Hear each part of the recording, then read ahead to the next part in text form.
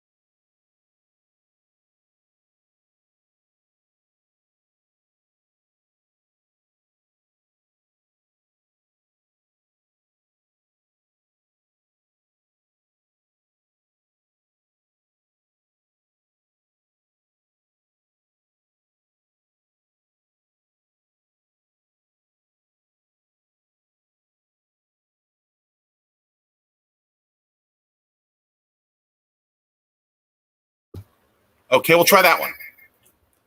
You're getting echo because you need to.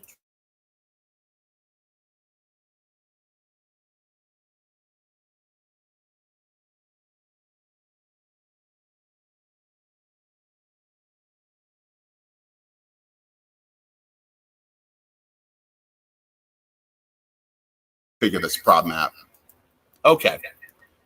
Now I think we should be okay. Yeah, you just need to mute that audio. Yeah, exactly.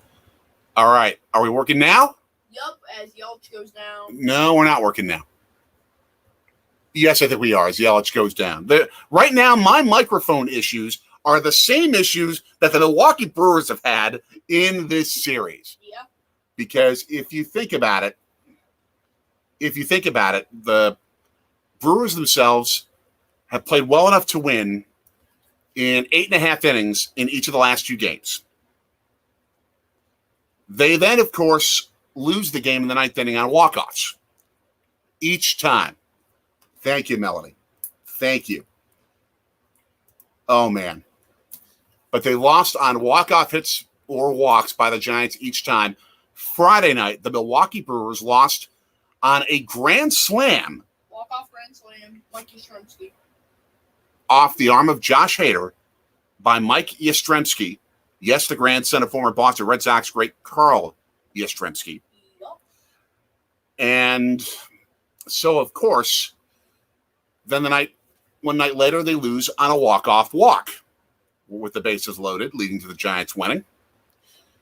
So it just absolutely okay. Now I'm trying to figure out why there is a teddy bear on the San Francisco Giants uniforms. There's something about the San Francisco Sea Lions.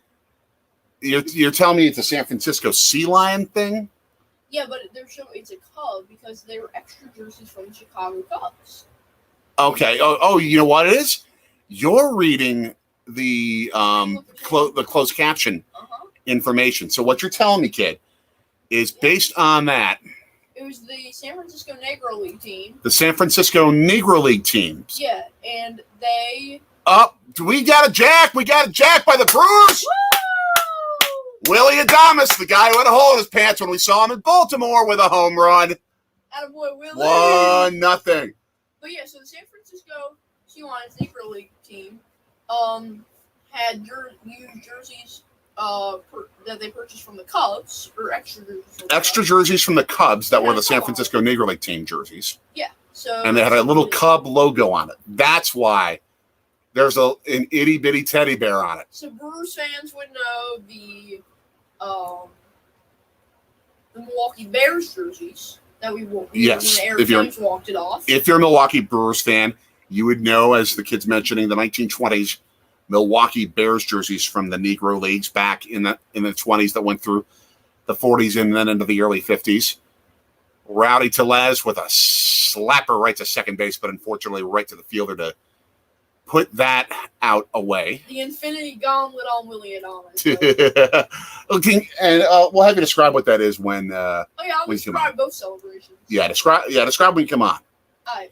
And Misha Lee, hey, fellow now or former Pennsylvania on your end, you are watching the movie Thor: and you've muted us, which I completely understand. Well, that would make sense because You're in a theater. No, because the Infinity Gauntlet. Oh. Again, I'll have to have you explain that. Okay. But so that'll be coming up, the explanation of the Milwaukee Brewers Infinity Gauntlet celebration. They also have a Bell celebration, which is a bit controversial, maybe slightly controversial here in Philadelphia, because the Philadelphia Phillies are, of course, about ringing the bell. Oh, my gosh, what a catch by the pitcher off the bat of Andrew McCutchen. Hit right to Brandon Webb. Oh, is it Brandon Webb? I thought it was Logan. Logan Webb. Apologies, Logan Webb. You see, I'm still back in the 2010s. You're thinking of Brandon Crawford. No, I'm thinking of Brandon Webb. Oh, yeah, that got But Milwaukee with a 1-0 lead after one inning, so we are very, very happy. I mean, the kid is correct that was a very quick inning. half inning. Oh, yeah. And, of course, the fact that the Brewers were able to put a run up really helps. Yeah. Really helps. Tell us where you are. Tell us what you're doing. Tell us who you're with and what fun you're having today. We're here in the palatial Sorgy Stories estate as we enjoy baseball for the last time before the All-Star game comes around, which is, of course, Tuesday night. Two Milwaukee Brewers are going to be in it. We'll be enjoying baseball tomorrow. You'll be enjoying baseball tomorrow. While I'm working at KYW News Radio. Now, that said, this is the last game before the All-Star break. There are two Milwaukee Brewers All-Stars. Josh Hader, the guy who gave up six runs in the ninth inning on Friday night, including the grand slam, and Devin Williams. From Mertz. He made it. That's right. It's a 3. But Hader's not going to play. He's not playing. It's like, am I going to get any facts right today? Absolutely any. Yeah, I'm just. I know, but you got it right. I'm just adding info. No, I said there were 2 and there were 3. Okay. So. D. Will wasn't voted an All-Star though. Right. He's replacing the Giants' Carlos Rodon. And those were some overgrown Sox logos on the Chicago White Sox jersey we just saw in the commercial. Yep. That's we're catching this game on the MLB stream. That's for the Field of Dreams. That's right. That's right. And we're going to explain, by the way, so much of the cool aspects of San Francisco and going to a game at Oracle Park, formerly AT&T Park, formerly fill in the blank of whatever other phone company you want to put in there, or tech company park. There are like 5 different names. It seems like. Thing? Yeah. Okay. It was different before it was AT&T Park. Oh, I forgot about that. So, Austin Slater, Yermin Mercedes, and Wilmer Flores are coming up. He's back in the league. For you early 1990s R&B fans, do you want to ride in my Mercedes, boy? I'll stop. Mercedes, as I will come into the picture. First pitch hit to left center field. He's going to try for 2, and not the perfect throw from center field. There's the kid. Hey. There's the kid. Just got a cut. You got a cut earlier this week. Yeah, we both did. And the reason why the kid is late is because I made a boo-boo in how I do my haircuts. Yeah, and it got patched, and then he had to recut. Yeah. And then I had to eat. And yeah, it was a whole issue, but we got it solved. But yeah, Yermin Mercedes, for baseball fans that would know Tony La Russa, the White Sox manager. Yermin Mercedes hit a home run. I think it was him. I'm pretty sure he hit a home run on a 3-0 pitch. Oh, he was the guy? I think it was him. Okay. It could have been somebody else, but something from that caused him to retire for the rest of the year because he didn't want to play on that team. Now, for many of you who are watching this, of the 3 of you who are watching this, you may not necessarily understand what the meaning is of when someone hits a pitch on a 3-0 count when your team's already winning by like 8 runs and it's the 9th inning. Yeah. Essentially, baseball traditionalists say that it is not classy to swing on a 3-0 count. Personally, I love swinging on 3-0 counts. I think it's the smartest thing you can do because it's a no-risk pitch. Right, because you know that they've got to throw a strike. Yeah. Now, we got a wild pitch by the Brewers, and of course Slater goes advances. to third base. Aaron Ashby. Ashby, come on. But back to your point, that if you've got a count of 3 balls and 0 strikes, they're going to walk you. Yes. If they don't throw a perfect strike. Hey, Scott Michelle, thanks for popping in from Chicago. So I personally, I like swinging on 3-0. I think that you should, because if you play it by the analytics, you got a good chance. And especially in a regular game situation, I mean, you absolutely should swing because you know you're going to get a pitch to hit because it's got to be a strike. So it makes complete sense to swing. In a game where you are blowing a team out, I can see the argument both ways. Yeah. I can see the argument of don't run up the score. Don't try and slam the ball. But there's also the argument of just you're playing the game.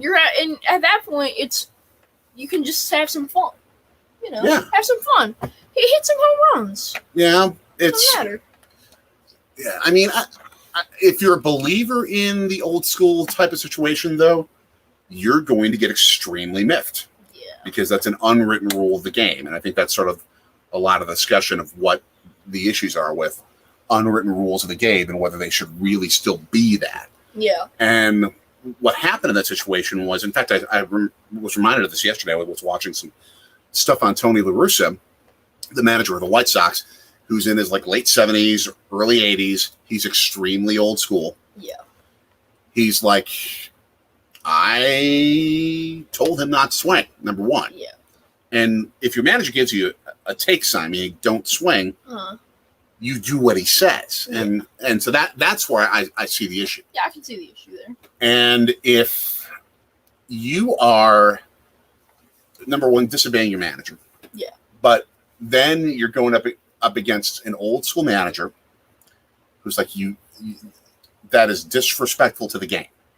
And that was his point. And he's like, we're going to handle this thing internally, and I'm going to deal with this with him as we have a long fly out to center field, which means a run is going to score. And the San Francisco, borrowing the Chicago Cubs Cub logo on their jerseys, have tied the Brewers 1-1. Again, it's a Negro League jersey, so that's cool history that we're seeing. Yeah. But he then basically, La Russa then told his player, yeah, we're going to handle this internally. And then the next day, he played. He put him in the lineup. Oh. And when La Russa put him in the lineup, that's an automatic target for the opponents, the Minnesota Twins, to bonk him upside the head with a fastball. Yeah. And they did. And they did that. And guess what happened? And then what did La Russa say? Do you remember? That he was saying that what the Twins did was good. Yeah. He was supporting the Twins versus his own player. Yeah, what you should do. And a nice bloop drop single right down the right field line for San Francisco. That's going to be Longoria? Let's see. Yes, that's going to be a Longoria. Yeah. And that is how you destroy a relationship between a player and a manager. Yeah. And also really destroy your team's morale. Yeah, the White Sox have a really fun team, and I feel like La Russa can sometimes ruin that fun. But tomorrow, there's going to be a lot of fun. Nice segue. For the Home Run Derby. Mm-hmm. And even more of a segue, because the Nick and Anthony podcast is going to be covering it. So make sure you go check that out tomorrow morning. We're going to be... Where can you find the podcast? Spotify. And only Spotify. Go to Spotify. For now. Mainly because I have to do a whole bunch of... I have to, submit to every podcast platform now. You do. So, yeah.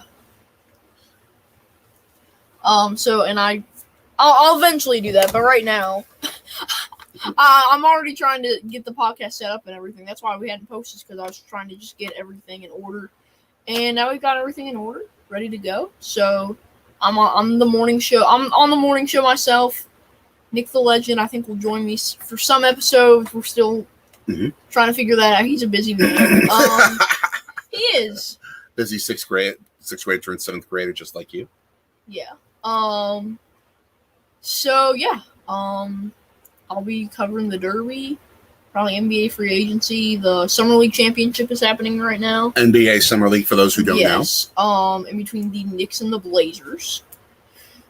The Knicks fans actually might have something to cheer about. The New York Knicks have been one of the most star-crossed, screwed-up franchises in the NBA, which you wouldn't think coming from the biggest market in the sport, but their ownership, it's much worse than if I would own the New York Knicks. The last time they were cheering about anything was in the game before in the game last spring. It was the game before last spring. The game before. Oh, jeez! Another fielding mistake by the Brewers to this end.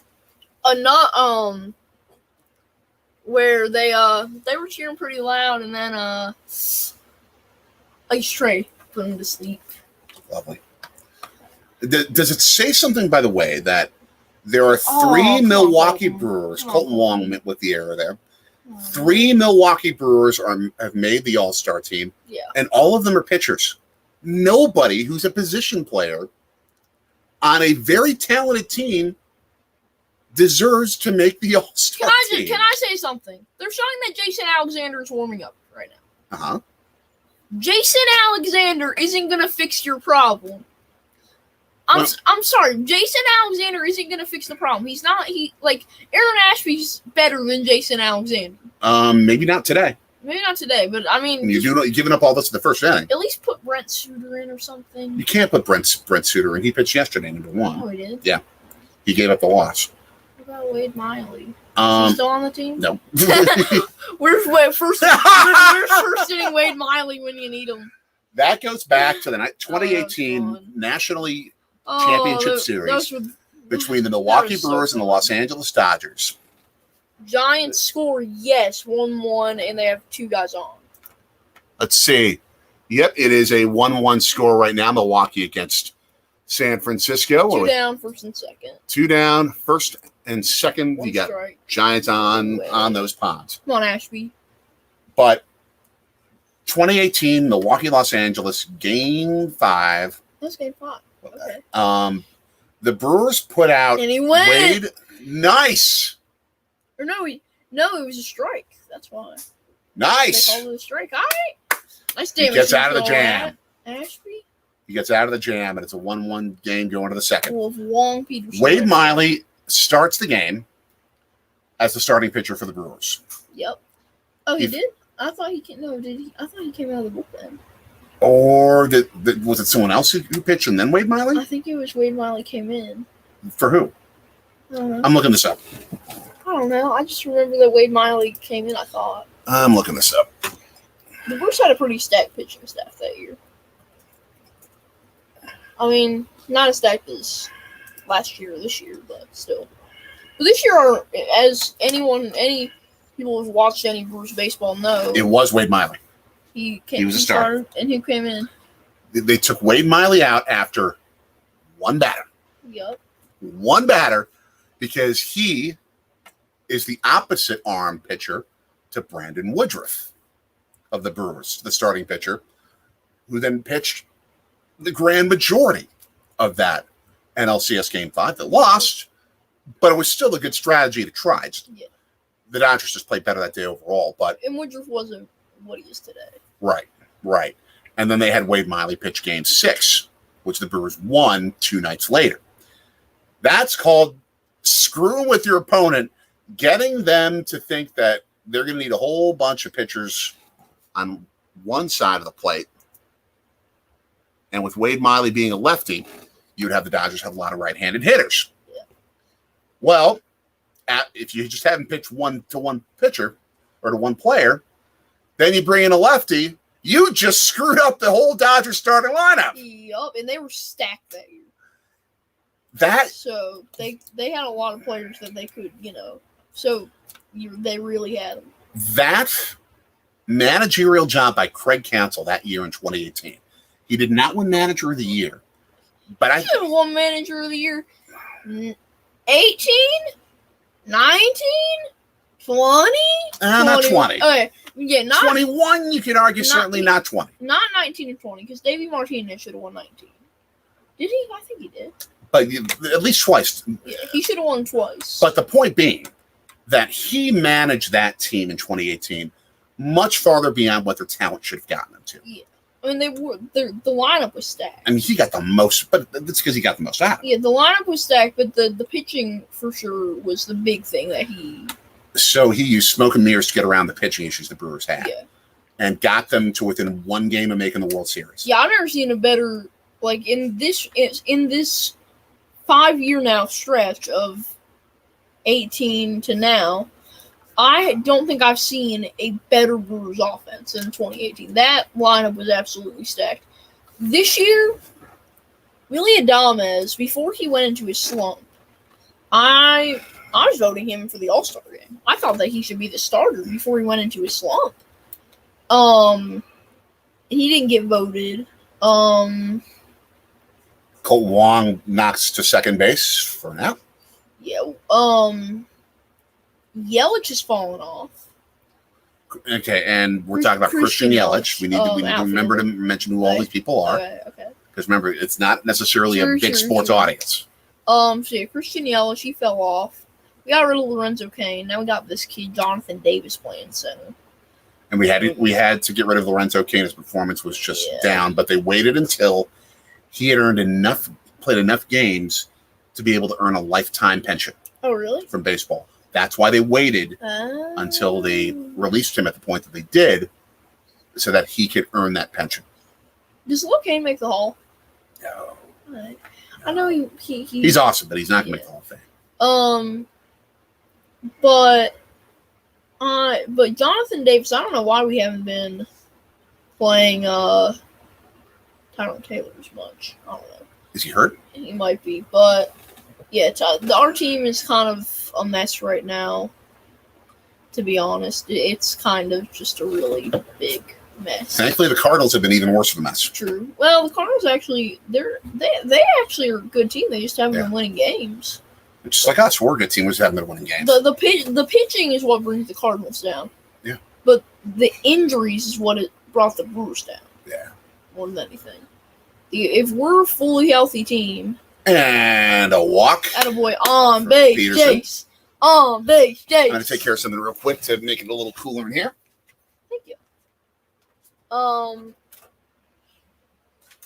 But without a doubt,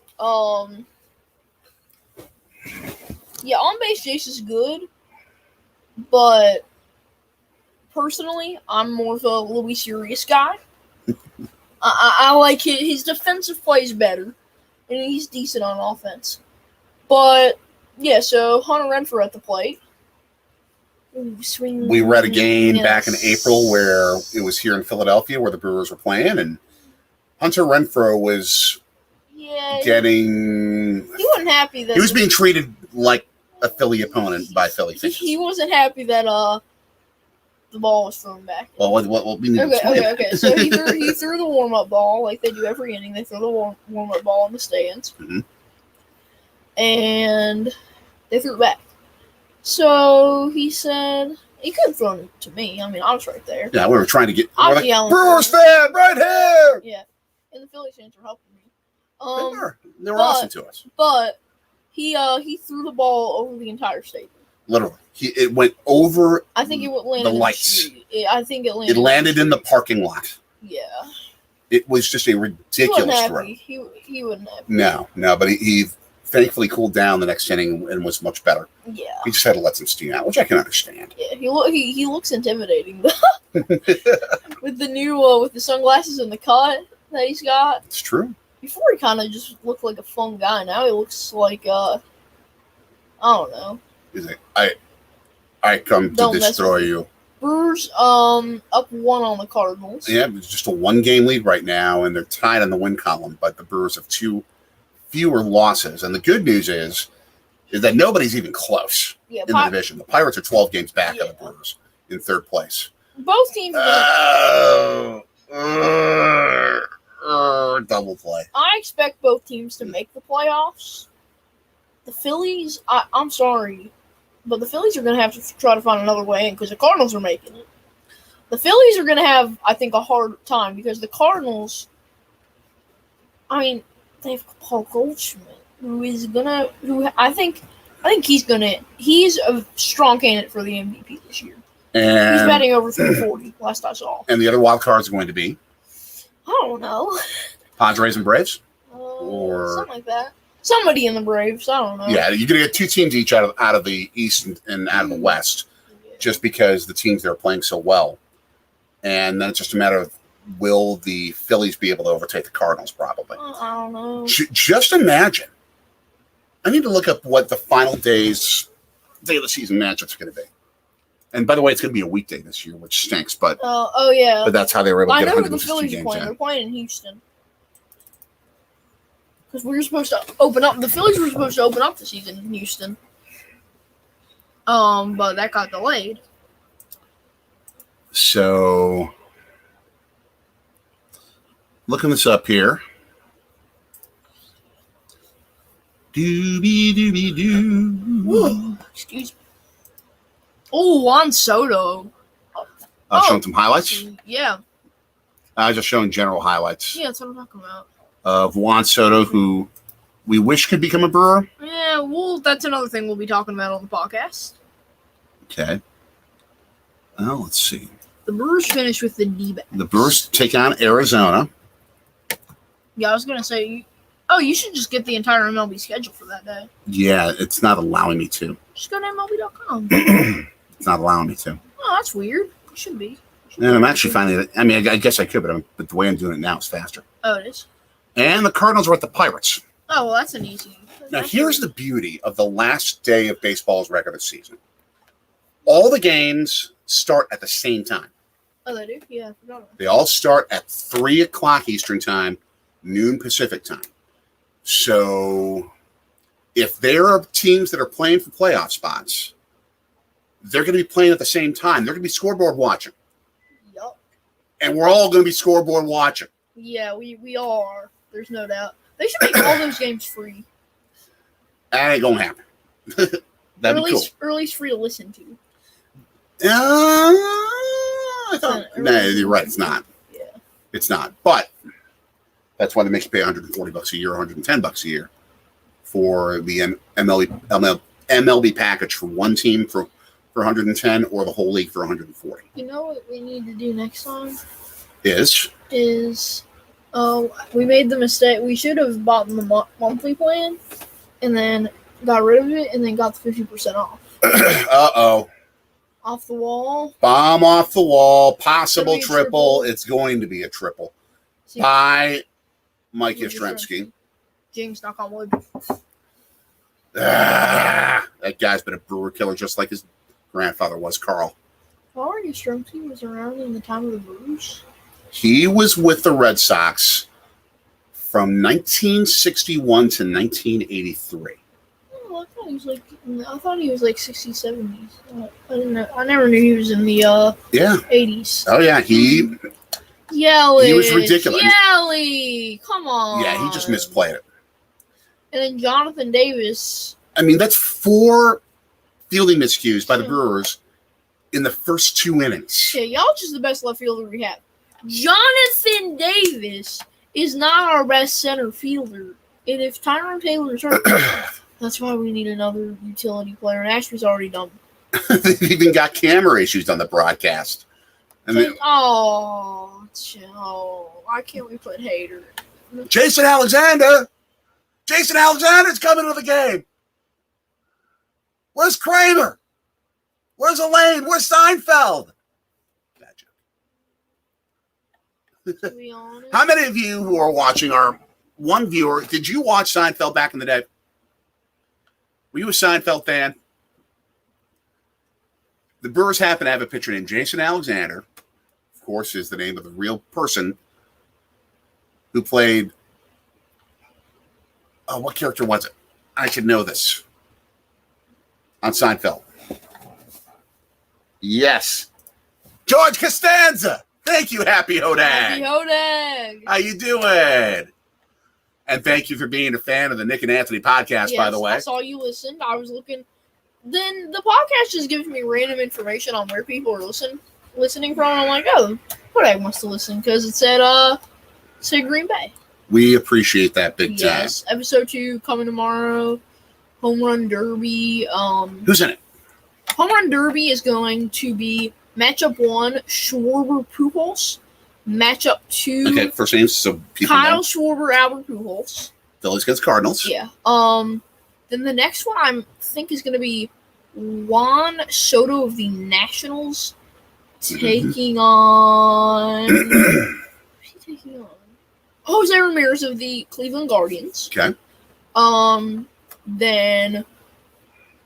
We have. Yes, and daily episodes will be starting. Happy Hodag. Thank you, Happy For the Hodag. summer. Actually, 2 episodes a day. So yeah, can you look up the bracket? Because I forget who. I think it's Soto Acuna. No. It's Alonso. I forget who Alonso. It's Pete Alonso of the Mets.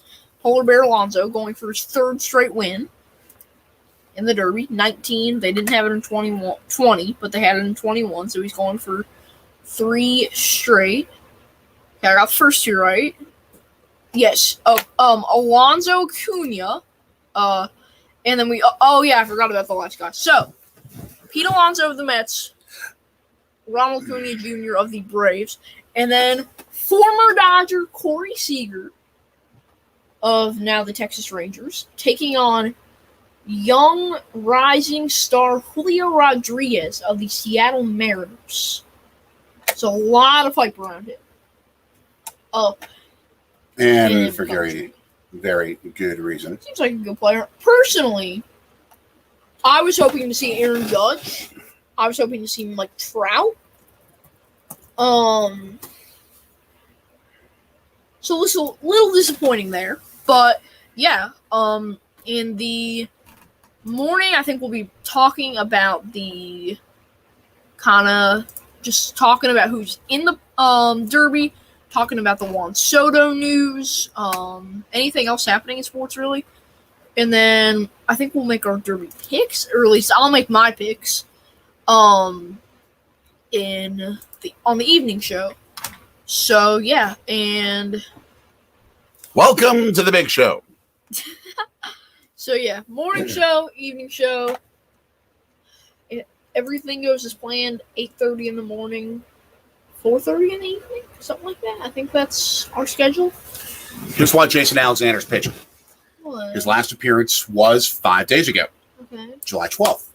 So it would make complete sense based on the rotation that he pitched today. But he's a bullpen pitcher. Well, he's been a starter. He was a starter when all our guys were injured. When Woodruff was injured. He's the number 7. Because remember Woodruff was injured? Yeah, but he started his last time. Oh, he did? He started the last 2 appearances. Well, yeah, because Woodruff just got back. He just got back. Freddie Peralta's still out. He's on 60-day, I know. Yeah. So our entire team, as I said, is all banged up at this point. We can't do anything. Aw. Good. Perfect time for the All-Star break to come, frankly, for the Brewers. Take it easy. I'm glad that I'm happy though. Josh Hader gets his break. Gets to enjoy his young summer dog. I think so. Okay, from Alexander. There you go. Jason. What's his ERA? It's not pretty. Yeah, that's what I thought. We don't have any. The only guy that with a good ERA in our rotation right now is Burns. It's 4.73. Woodruff is like a 4 or 5. He's been terrible with his injuries. Now he's back. He's all right. But yeah. Yeah, we were talking about the Brewers game here in Philly. We got a lot of good. We didn't film that game, but we have a lot of good stuff whenever we start posting videos again. Which we will eventually. Yeah. We're taking care of some practicalities here in the Sorgi household right now. Trying to get a few things in line to be able to do YouTube in a more holistic way where it's not as daunting compared to what we have to do on an everyday basis as a family. So once that happens, we will be back with our adventures, our experiences. And we have a lot in the bank right now. Oh yeah, I think we've continued to film 4 games, if you will, as they say, in the can. Yeah. No? What? I think yeah.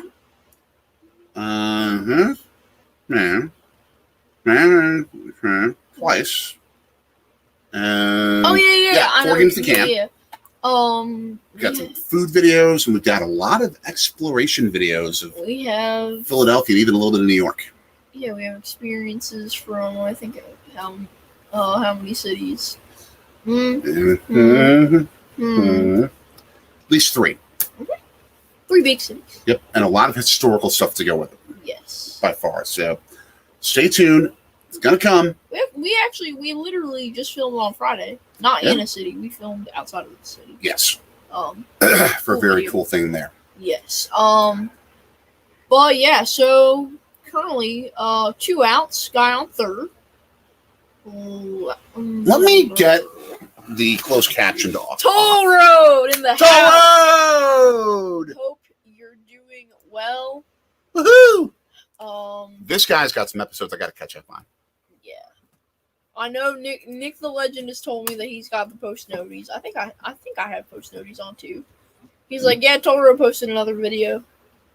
And yeah, so Nick and Anthony podcast, as I mentioned before you came in, Toll, episode 2 is coming tomorrow, as we'll start hopefully posting daily episodes as we work on getting technical difficulties figured out. I think we've got it all set in stone, or set in line. We changed some show names up a little, made it, because what we had before was just really bland, kind of plain. So we changed it up. And there's a guy got some Brewers fans out in San Francisco. He's got a view of the San Francisco Bay Bridge. So I could be there right now. It's beautiful. In actuality, our plans back in once the schedule came out, we were hoping to be at this series. Yeah. The Giants score again. No, we'll keep you updated on if they do. Yeah, we'll let you know, Dexter. We'll let you know. But yeah, we can't see what the Giants score with the closed captions on. We can keep updated. Yeah, all I can see is just a walk. And just remember that pre-1994, you didn't have these score boxes up all the time that had the constant scores on the television set. Yep. Oh, okay. Yeah, it wasn't until Fox did that with the NFL that became a regular thing.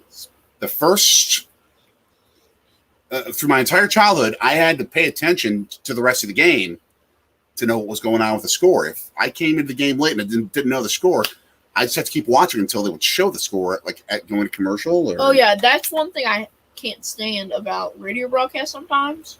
Mm-hmm. Is I'm like, what's the score? Yep.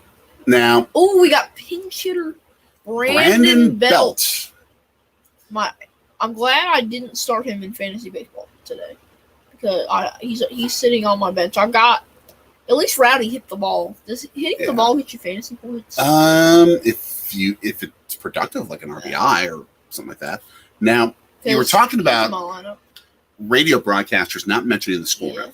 Yeah, it annoys me sometimes. The great Matt LePay, the voice of the Wisconsin Badgers, who I had a chance to work with for a couple of years. Oh yeah, Matt LePay's good. What he does, he has like one of those. You know how like you have those sand timers? Yeah. He has a sand timer that's like every 4 or 5 minutes or so, if not less, that he periodically checks. And if he sees it's done, he gives you the score. Oh, yeah. And then flips it over. The football broadcasters are really good about that. Like, at least in Wisconsin, Matt LePay, Wayne Larrabee. But I've listened to other ones. Usually they're pretty good, but there'll be like, say when I'm listening to a playoff game, and I don't hear the score, and I'm like excited. I'm like, but what's the score? Exactly. If you're listening to the radio, you need to. Yeah, it happens every once The in a while. broadcaster needs to mention the score more often. Yeah, some do good. Brewers Radio Network guys are great. I can't speak on the Bucks Radio Network because I haven't listened to their new announcer. But Scott Fransky, the Phillies here, uh-huh. does a really good job. Oh yeah, I've been impressed. Scott Fransky has also some of the stuff he said pregame. I've had he's had some really his analysis is good on the team. Very knowledgeable. Brewers have hired 2 new guys, actually both from Philly, Josh Marner and Stephen Miller. Stephen Miller. No. What's his name? Oh, from Bally Sports, Wisconsin. Yeah, that's what I'm talking Stephen Watson. Stephen Watson. I don't know. I actually, I couldn't remember his name. Watson's a good dude. Watson, yeah. I've gotten to know him. Broken bat. Luke Bersagle gives San Francisco a 2-1 lead, but an out at third base. So that will limit the damage, thankfully. Does it run still count? Run still counts because the run scored before the out. True. But Hunter Renfroe's gun from right field. He should be named Gunner Renfroe. Oh, they're putting on the headset. Here he goes, Gabe Kapler. People here in Philly don't like Gabe Kapler. Well, that's because he managed them. He was terrible in the Phillies. And then he goes to San Francisco, and they suddenly become a powerhouse. Rob Thompson's really good, though. Yeah. Sometimes it's just a mix of who you have. Joe Girardi was, but Rob Thompson's good. And that's after Girardi was fantastic with the Yankees. Yeah. All right, let's look at this. Out. Oh, you know what? I don't know about that. What was on the bag? Peterson's foot was on the bag. That doesn't matter because he has to tag him. Oh. And the tag may not have been there, even though it looked like he could have tagged him in plenty of time. Out. No. Oh, I don't know. Nope. That's safe. Yeah, he's safe. Unless he tagged him after the foot touched, but if during the slide came off, the foot came off the bag, and he would then become out. Let's see what the reaction of these guys is. Okay. See, I'm kind of looking based on the reaction. Giants don't seem really confident about that. They're kind of counseling, talking. It looks like the third base coach is telling them how he would be. I can't tell. The good news for the Brewers is that the call on the field was out. Yeah. So that means that the only way it gets overturned if it is obvious. Yeah. That it was a safe situation. If he was safe. Now, I don't. These can elongate the game, but I don't mind. It's better to get it right. He's out. Yeah, I don't think there was more than 50% evidence. I feel like it was too close. Yeah. So if they would have called him safe, then I don't think there's a replay on that. Oh, seriously, off that angle, he was safe. Yeah. On that angle, we just saw the ground level shot. He was safe. Unless his foot came off. They got away with it. Yeah, unless his foot came off the bag, which we couldn't see from any I don't think it did. If they had a left field angle, then that would be perfect. Yeah. If they had a third base angle, that would be nice. But I think the Brewers just got away with one. Yeah, but I mean, I'll take it. You can play with that. Great. It's our first Brewers stream. I know. It's been too long since we've done one. We've talked about doing it, but, like last time, we talked about doing the Brewers, but I'm like, well, the Phils are on tonight. Yeah, and you wanted to do it with Nick, and we were doing NBA streams during the playoffs. Yep.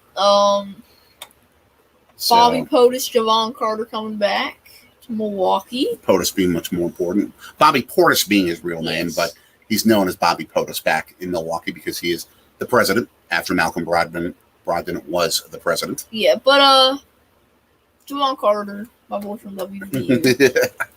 Now remember that I am married to a West Virginia Mountaineer, your mommy. Uh-huh. Hence the love for the West Virginia Mountaineers. Oh, I miss Globe Life Field.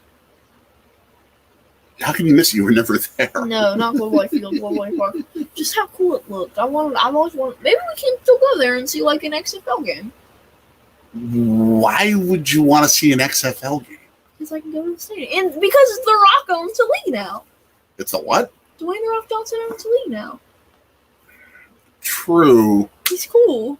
It's also a summer league played outdoors in Texas. Sure, I just where want it's to like see. 95 degrees I at just want to night. see Choctaw Stadium. That's what it's called now. Choctaw Stadium. Great architecture. Let's see, who have we got here? Oh my gosh. Uh-oh. Grandizer 12. You're right. There is no beer here. There's not even a root beer. The kid's here, so we can't do real I beer. just got water. I can take care of the root beer. Give me a minute. Hey, you get yourself some root beer. You don't got no beer? I think we have beer, but it's like ridiculously old.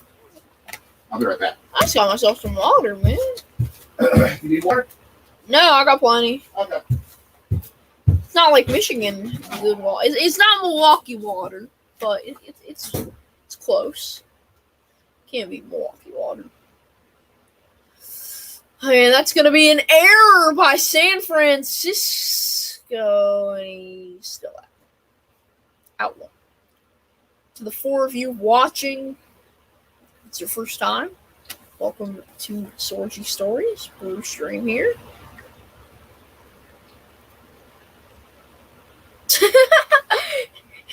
Yeah.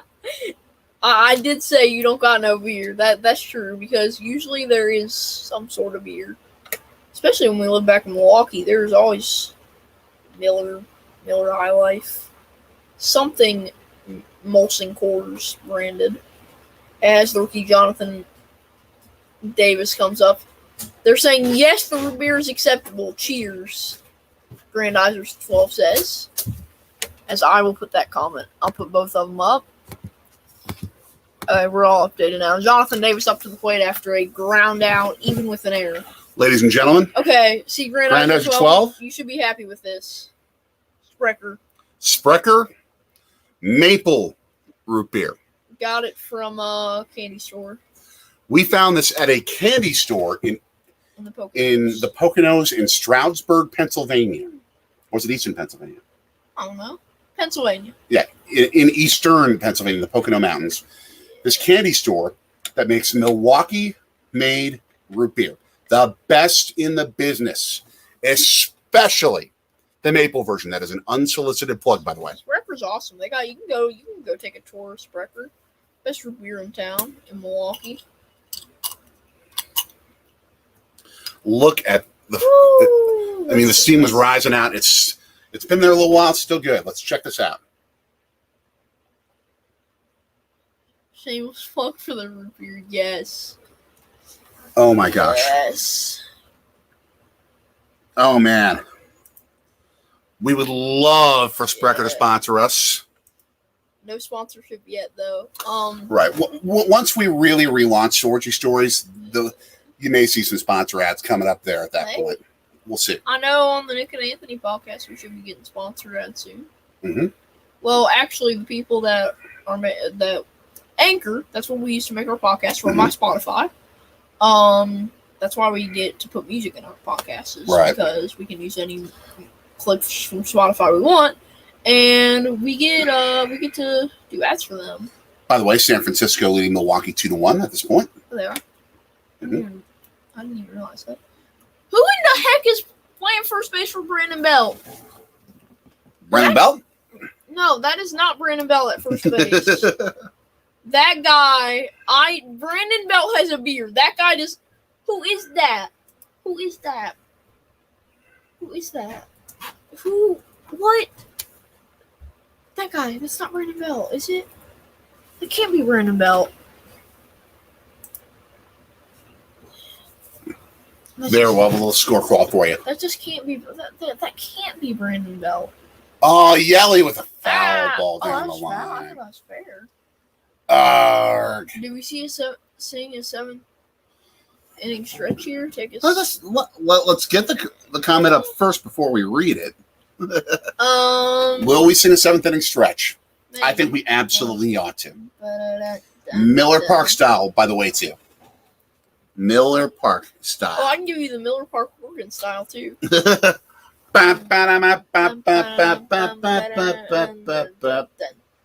Yes, we are glad to provide. Oh, and yes, Dexter, you speak truth. The Yankees are good, though. They are a ridiculous juggernaut. They are insane right now. The Yankees are good. I don't know who's beating them this year into the postseason. Who knows? Now, anything can happen in the postseason. I think the all-time leader in wins for a regular season, who was that? Let me look that up. Mariners. Did they set the record? 120. Hold on. I thought they had 120. I think it's the Mariners. Astros. Well, let's see. That would be. I'd rather the Astros not make another World Series. But okay, yeah, the Brewers. I can't wait to get down to American Family Fields of Phoenix. That is a beautiful, beautiful place of what I've seen. All right.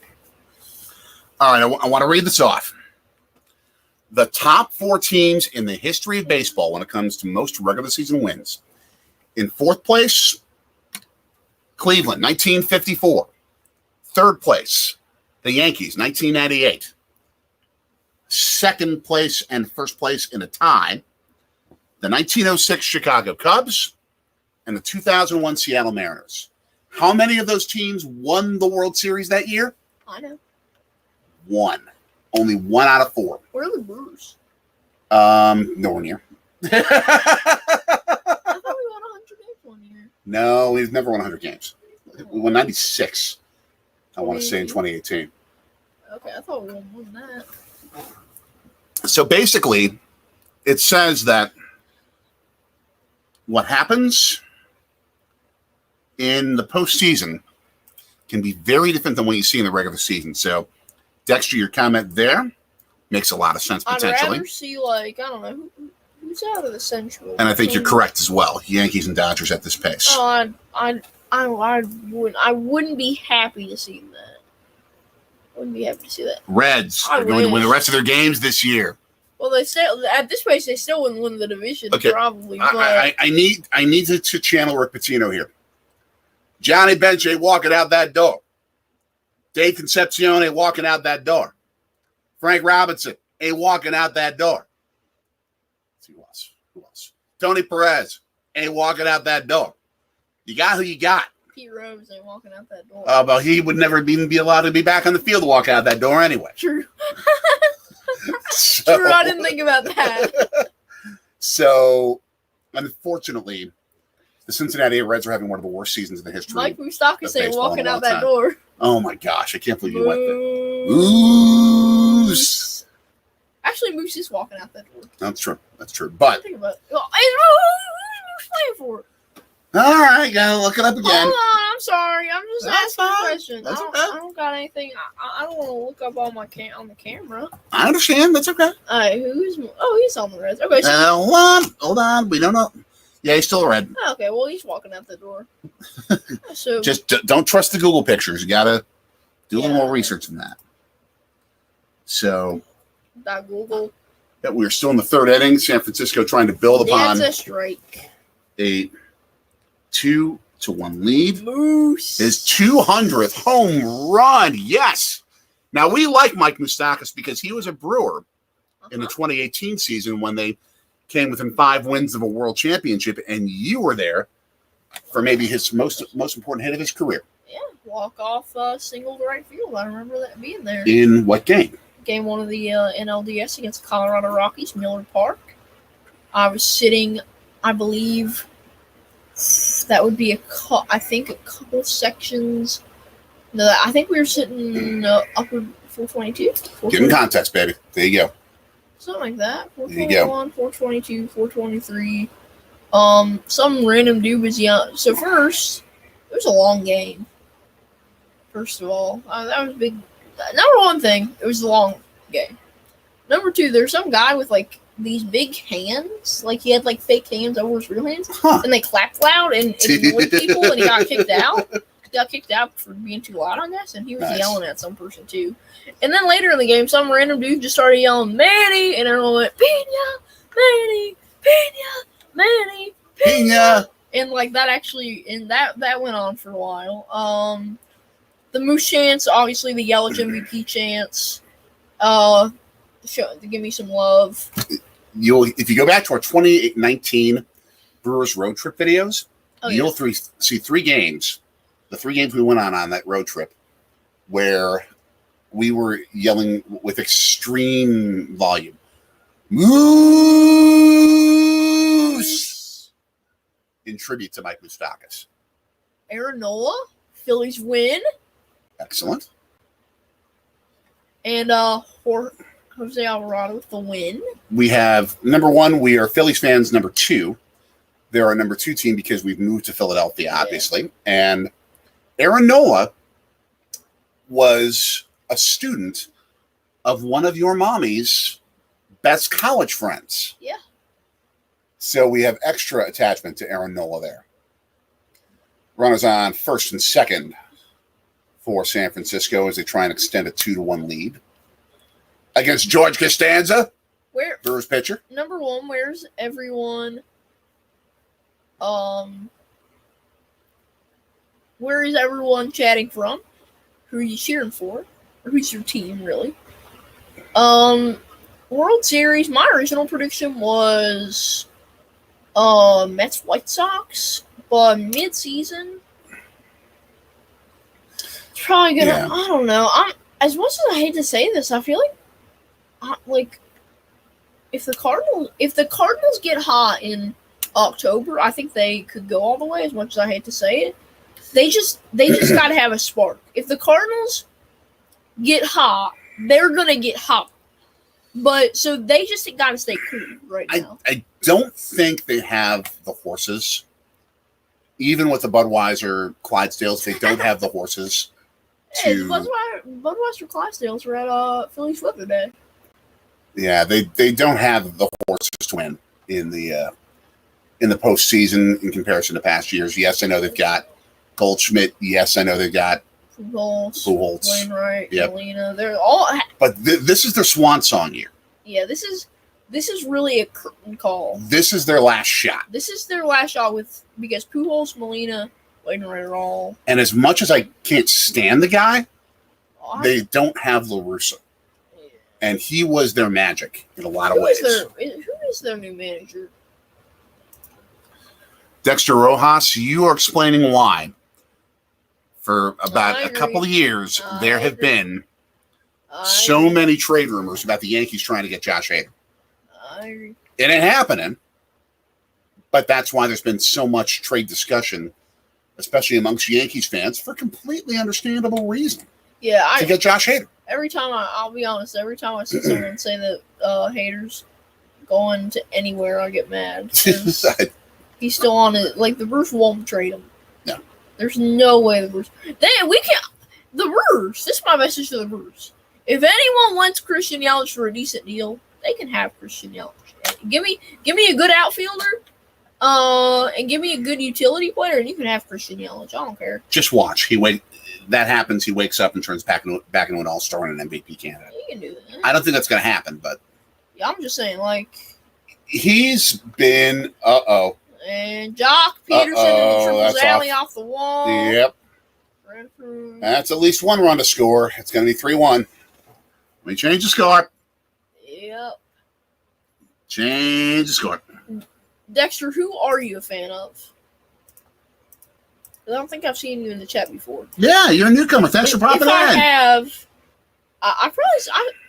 probably seen a lot of people that have popped into our chat that were on the Grossi raid, and I just don't remember because we had like 200 people in the chat. That was hectic. At least we weren't American Football Network and a Phillies fan. All right. That's awesome. That's awesome. Our number 2 team. But back to this point, you're not a Yankees fan. Your wife is. The Yankees are just so hard to beat offensively. You speak truth. Yeah. You speak extreme truth. And right now, we have a meeting at the mound with discussion of where they're all going to get crab cakes and cioppino and some of the great San Francisco seafood. Hawaii. I was actually just talking about Hawaii. Oh, my gosh. Dexter, that means you are joining us, if my math is correct, at 11 something. It's probably now a little bit after noon your time. Is that correct? Let us know in the chat. Yeah, I was in a YouTube chat, and there were people on the West Coast, so I was telling it, and they're like, and I was, or that people were asking what time the show was starting, so I gave them all the. Oh my gosh, it is that early for you. It's 5 here. This is why living in Hawaii, if you are a morning person, is the absolute best for being a sports fan. Because you can watch during the day and then go out with your wife on a date and not have to worry about sports at all. It's perfect. Absolutely perfect. And I know that from the time that just a few days after you were born, I was working with the Wisconsin Badgers radio network at the time. And we covered a game in Hawaii. The college football that day began at 6 a.m. It began at 6 a.m., and then we had the last game of the day, a 6:30 p.m. kickoff Hawaii time. Oh, the Badgers were playing. What was that, a bowl game or something? No, it's a regular season game. And it was around your birthday. Yeah, it was the day after my birthday. That's Big Ten Championship weekend. Not anymore. It wasn't back then. There was no Big Ten Championship at the time. Oh, sure. So we were there for that game. The early game started at 6 o'clock in the morning Hawaii time. You wake up, pop on the tube, you got college football. And it goes all morning, all afternoon, even the primetime games here in the mainland. And then you get the Hawaii game. And in that case, it was against the Badgers. The Badgers steamrolled them. I mean, J.J. Watt lived in the Hawaii backfield all game long. Essentially, he did. Did that pillow just make a weird sound? I think so. No. You speak, again, absolute truth, Dexter. Watching games from morning until night, it's beautiful. It's beautiful. That's what I do. I like here on the East Coast, I wake up 9 a.m. usually. No. So this is what my normal college football weekend is. Wake up at 8 a.m. Stick on College Game Day at 9. And then watch the. No, hold on. Yeah, and then stick on or watch the new kickoffs. You got the 3:30 kickoffs and then the 8 o'clock kickoffs. 7:30 and 8. I was actually compiling a list of college football games that we could stream. I'll have to send that to you. Okay. I started on it. But remember, we're also doing stuff on Saturdays as a family, too. Well, yeah, I know. Because Sundays is Packers around here. Yeah, Sundays. Well as the Eagles, certainly. Sundays we watch Packers and the Eagles, and Saturdays we watch college football, and yeah. So we'll probably do an alternating in between. Yeah. I hate when we're out on Saturdays, to be honest. I can't. I enjoy it, but I like having family time at home watching my Badgers and Mountaineers. I understand. And who else am I watching? Usually I'll turn on. Well, obviously I'll turn on the nightcap game. Speaking of a lot of people in YouTube chats, like we were with the Russia raid. At least we weren't American or Statue Sports and Chicago Sports Network, who I think at one point, or for one of their entire streams, had 53,000 in the chat through that entire stream. 53,000 views or something crazy like that. Go check those guys out. Yeah, well, you can't find the stream. You might actually be able to find the stream on Chicago Sports Network. And then the next day, so that was New Year's Eve. The next day, they had people from all 7 continents in, and it was just mad. I was the moderator. I'm one of the moderators. You cheer for the Badgers. Oh, that's tough. Wearing a suit of armor, the Badgers. I'm neutral. And that is because I am from Wisconsin and I work for the radio network. I love both teams. This year, let me tell you something, the Happy Hodag. The Badgers are going to be good this year. Braylon Allen's going to go off as long as he doesn't get injured like Ches Malusi did last year. Well, that's why Braylon Allen's so good. He's going to be – I think he's going to – they're saying – he put up better freshman stats than Jonathan Taylor did. Yeah. So, yeah, I think I'll have more in detail predictions, but I could see – and the Badgers playing on New Year's Day. Or, yeah, I could see the Badgers playing on New Year's Day in whatever bowl. And I could see the same thing for the Mountaineers. True. If they can win the Big 12. That's going to be a tight race. them. Oklahoma is going to be good with first year coach Brent Venables. Now, you were saying, is this going to be a third out? No. Ooh. Which means another run scores? I was saying what? I think so. What were you saying? Well, yep. We'll get to that after I change the score here. Fun. Yeah, it does not look good. What else can we watch? Oh, come on. No, I'm kidding. Yeah.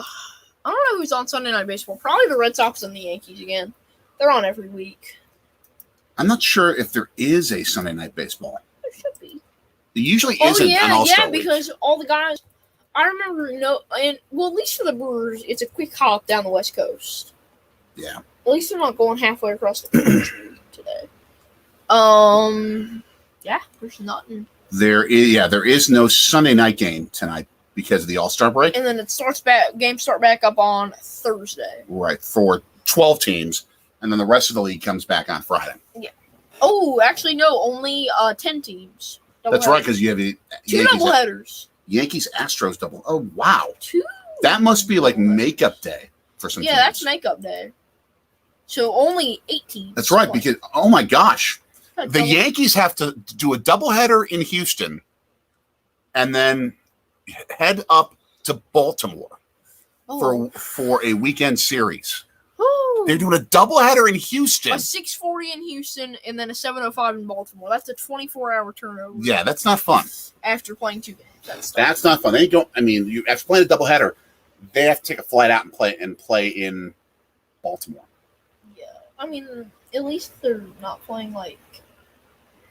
I mean, it's still like I wonder how much tickets are. Maybe we should head down to Baltimore. It's gonna be expensive. Any excuse to go to Camden Yards. I'll take any. Yeah, that's a cool place. That was our last vlog, by the way. Go check that out. And yeah. Let's splash it. Hey, 7-1 San Francisco. You got it. Oh, and that the dude in the white canoe. Oh no, McCovey Cove Dave couldn't get it. Oh, come on. So not only did the Brewers just give up a 3-run homer, McCovey Cove Dave didn't get the ball. I saw him. I could tell he was the one with his orange shirt in the radio. McCovey Cove Dave, he's the best, man. How did you come to know McCovey Cove Dave? Zach Ample. As Vinny Rotina just said in the Brewers broadcast, yikes. Not what the Brewers wanted to see. Just a yikes. Just a hanging slider right down the middle by Jason Alexander. Look at that. And McCovey Cove Dave tries to hit him off. McCovey Cove Dave treated the guy who got it like a hockey opponent hitting someone along the boards. No, in their game, that's legal. You can do that. You can hit them like that. I know, but still. Where's Toro? Nick. Uh-oh. Nick the Mod in the house. What's up? Phil's win. Brewers down a lot. Like 7-0, I think. 7-1. Yeah, it ain't Nick, pretty. Aaron Ashby started, and Jason Alexander. Paul was in here earlier. I don't know if he's still in here. I'll be right back. Nick the Legend Suitor takes care of that. I'm taking a break. Nice, I'm taking a quick 2-minute break. I'm going to grab a little Rice Krispie treat. Excellent. Nick, when you come over later this week, maybe you can have some. This being brought to you by a bald-headed dude. No, brought to you by the Nick and Anthony Podcast. The Nick and Anthony Podcast. Check them out on Spotify. Nick and Anthony Podcast, a Sorgy Stories brand. Yeah, a Sorgy Stories brand. Now we have brand. Milwaukee trailing San Francisco 7-1 in the fourth, not the third inning. That's in oopsie doopsie.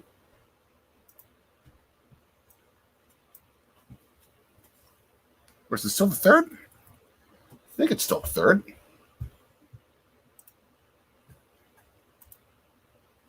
Yep, still third inning. I don't know how that fourth got in there. Man, that's just bad.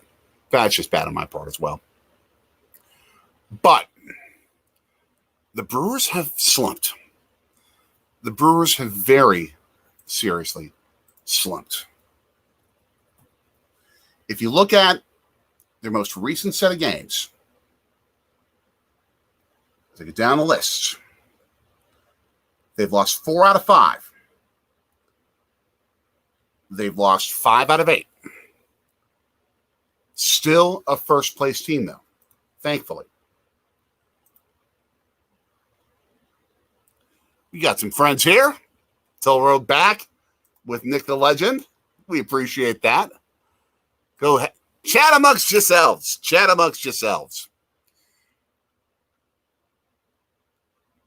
Now, if Jason Alexander, who's the current Brewers pitcher, ever throws a no-hitter or a perfect game, they somehow have to fly in all the Seinfeld characters, including George Costanza,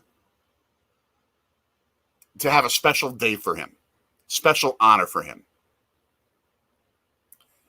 Now, he's got a lot of work to do before he gets to that point. In fact, no Brewer's ever thrown a perfect game. We were at last year's combined no-hitter when the Brewers beat Cleveland, in Cleveland. Corbin Burns and Josh Hader doing that job. So we know a little bit about Brewers no-hitters working out. It's still crazy to think that my wife was in first grade in the previous no-hitter. Now, right now you're watching, if you're watching the Brewers TV broadcast, which we have here, thank you, MLB TV. Hey, Daddy. Yep. You gotta make another run to Acme. Rat Race Krispy Kreme. No, we don't have to make a run, but if you want to, you probably could with Mommy. I could walk there if I have to. I can walk there. I'm so a lot of places. We were just talking about the fact that that is true. Yeah, what's true? Nick does have that. I gave that to Nick. I gave that to Nick. Uh-oh. His key card holder that was in that box with Brewer stuff told. That's awesome. That is awesome. Yeah. Man. Nick has Toll Road memorabilia now. Now, one thing I've wanted to talk about when it came to this game is the stadium it's being played in. Uh-huh. We have been outside the stadium before. Uh-huh. If you go back to our San Francisco vlog when we went to go see the Brewers play the Oakland A's the next day. He cut it for me. Oh, it's my Kit Kat cut it for me. Perfect. Yeah, thanks, Kit Kat. But we went to that Kit Kat bar. Again, unsponsored. But we were outside Oracle Park that day.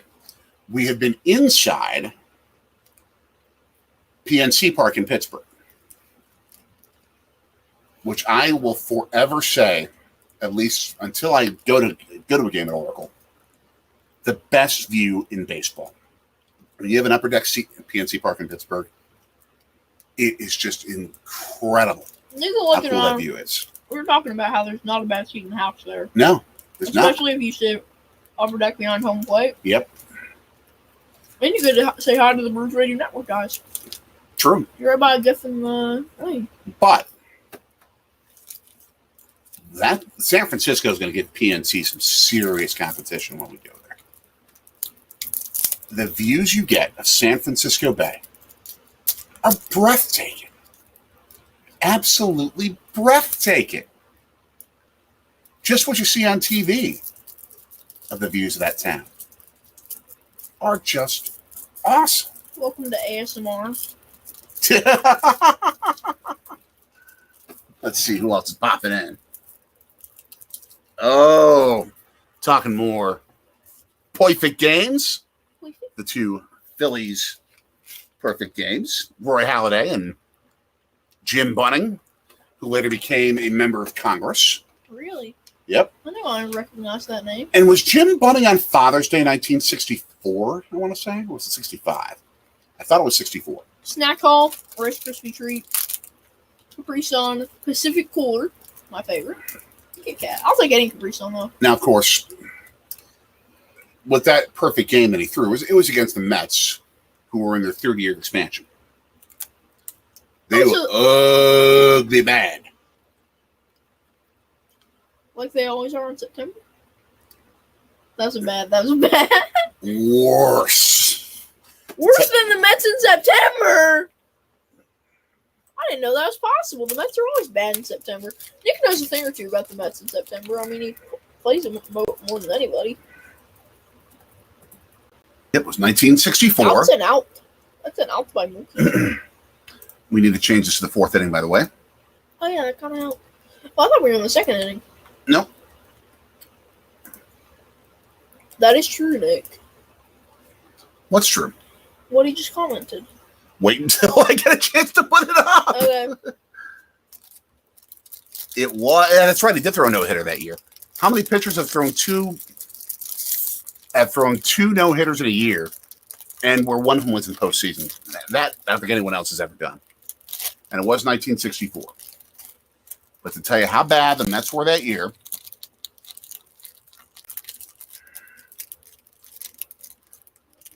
they were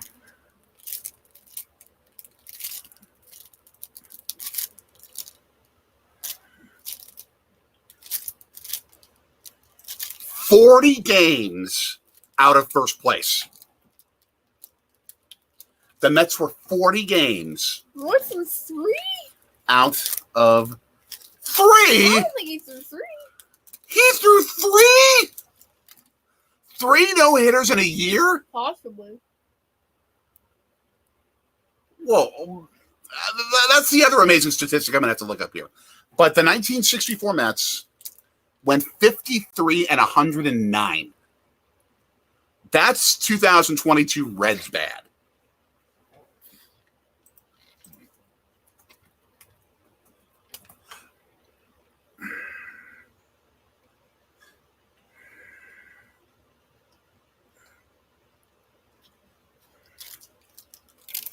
All right. What flavor is your Capri Sun? Pacific Cooler. Excellent. The best.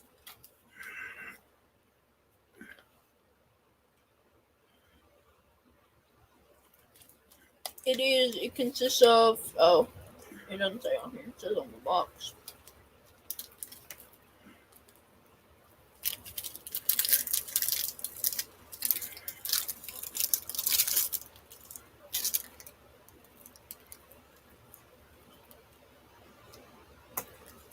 Yeah, there should be A and Vinny.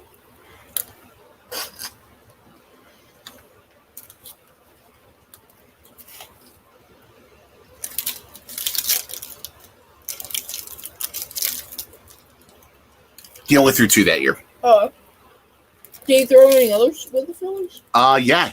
His second game as a Philly. Wow. In 1998, he threw a no-hitter.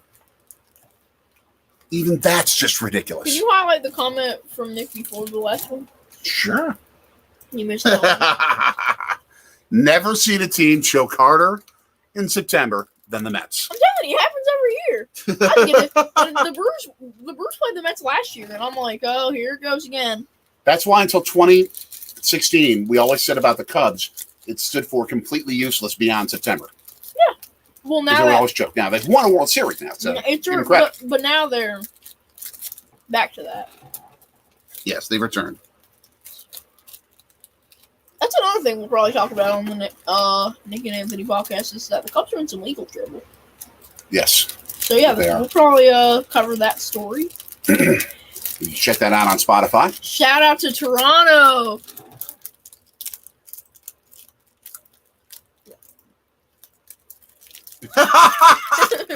Rory Halladay for a bunch of busts. Perfect.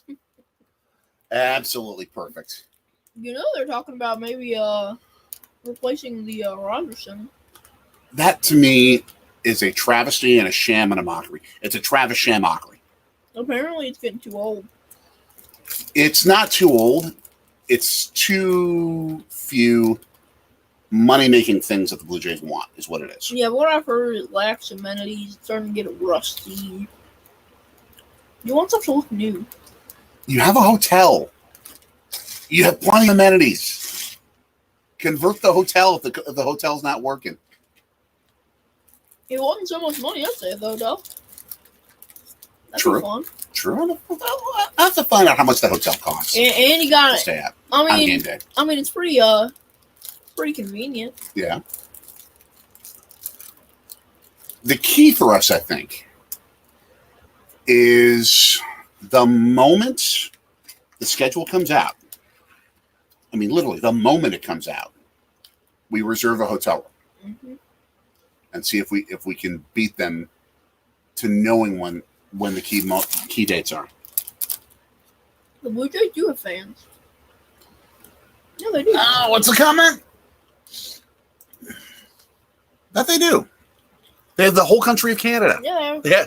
You could argue they have the biggest market in baseball. The thing is that Toronto and Canada, it's baseball is not the number one priority. It's obviously hockey. For completely understandable reasons. They invented the game. They love the game. Toronto, by the way, they could have 3 NHL franchises. Oh, good. 3 NHL franchises. They love the game so much there. But the Blue Jays will not give up the territorial rights to it. And so that's why the Maple Leafs own the territorial rights. That's why you will never see another NHL team there. Yeah, we're going to get swept by the Giants. It's ugly. Maybe we'll sweep. Have they played Milwaukee yet? I don't know. If they haven't, then maybe we can sweep them Milwaukee. Yes. By far. Nick, didn't your neighbor live in Toronto? Nick's neighbor is cool. He's always out there. I found out Maple Leaf Gardens, by the way, the original arena, has been converted into a combination hockey rink and shopping center. Cool. That would be cool for us to check out. Mm-hmm. Now, the rink is only about 3,500 people. Rex Hudler's card. We were watching the MLB.com feed, Oh! and Rex Hudler, The Royals broadcaster. yes, His California Angels card. He's like around the pole in the batters and the what do you call it? Please don't screenshot that. Thank you. Oh, it's already been screenshotted a lot. Brandon Crawford on this thing. Ooh, that's clean. He's on my favorite baseball team. Really like the Giants orange jerseys. What I like even more is the baseball Zen thing that they have. The baseball Zen That's thing. That's what this is. Oh, okay. It's called Baseball Zen. Alcatraz Island. We didn't go there. Our visit there. Karen A did a video there recently. Yeah, they swam from there to the mainland, I believe. Yeah. And that ain't easy. That's dangerous with those waters. They used to do a bike ride in Italy. Mm-hmm. That was interesting. And I don't know if you saw that, but Dude Perfect just hit up all a World Cup venues in one day for Qatar. Well, that's because they're like 15 minutes from each other. Yeah, and they went camelback riding and sand dune stuff. I mean, first of all, those stadiums were built by pretty much slave labor, oh, really? which I'm not thrilled about. I didn't know about that. So part of me just doesn't want to watch the World Cup for that reason.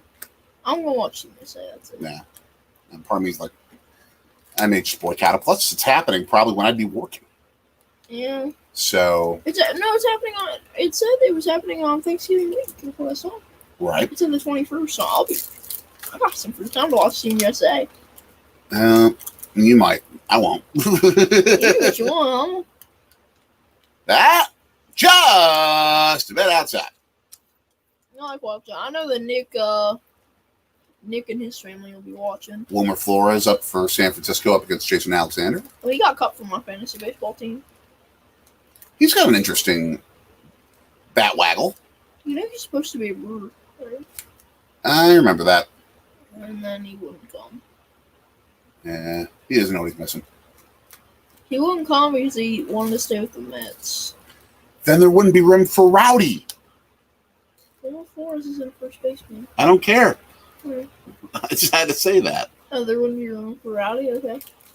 Rowdy's He's my utility. Rowdy Telez. I'd rather have Wilmer Flores, but Well, we could have both. theoretically. We were going to trade Carlos Gomez for Wilmer Flores. That would have been a really good investment. Yes. Because Carlos Gomez had fallen off by that time. Now Carlos Gomez is with the Mets now. He's like on the AAA team. It all synthesizes together. Man, with the Capri Sun and the root beer. Man, I'm telling you. That happened. Cheers. I'm out, but that happened. The Warriors wanted to trade the Bucks Steph Curry, and we declined, and the Warriors got the guy they wanted, and they got Steph Curry, and they won a ring with both of them. Now Jock Peterson's up. So is Rowdy Tellez the closest doppelganger in baseball to Zach Brown, the Zach Brown band? Mm-hmm. Seems to me, yes. Though I think Zach Brown's a little shorter. We have to investigate that. Now, also, I'll take any suggestions from anyone in the chat on who I should pick up in fantasy baseball. I'm in 6th place. Now, San Francisco, getting back to the stadium. We walked around it, and we went inside It's nice. a portion of it. Yeah, we went inside the store. It's nice. They got some cool history stuff there. Yeah, in our San Francisco vlog. Yeah. Check that. You know, I'm going to link it up. I'm going to go link that up while we watch a little itty-bitty San Francisco Giants fan. Adorable with mommy. Oh. Though she's not as awesome as your mommy. My mommy's talking to my great-grandma. I'm on the phone right now. Looking yourself up on YouTube always feels weird, doesn't it? True. Everyone in the chat. Toll, can you affirm that looking yourself up on YouTube is kind of weird?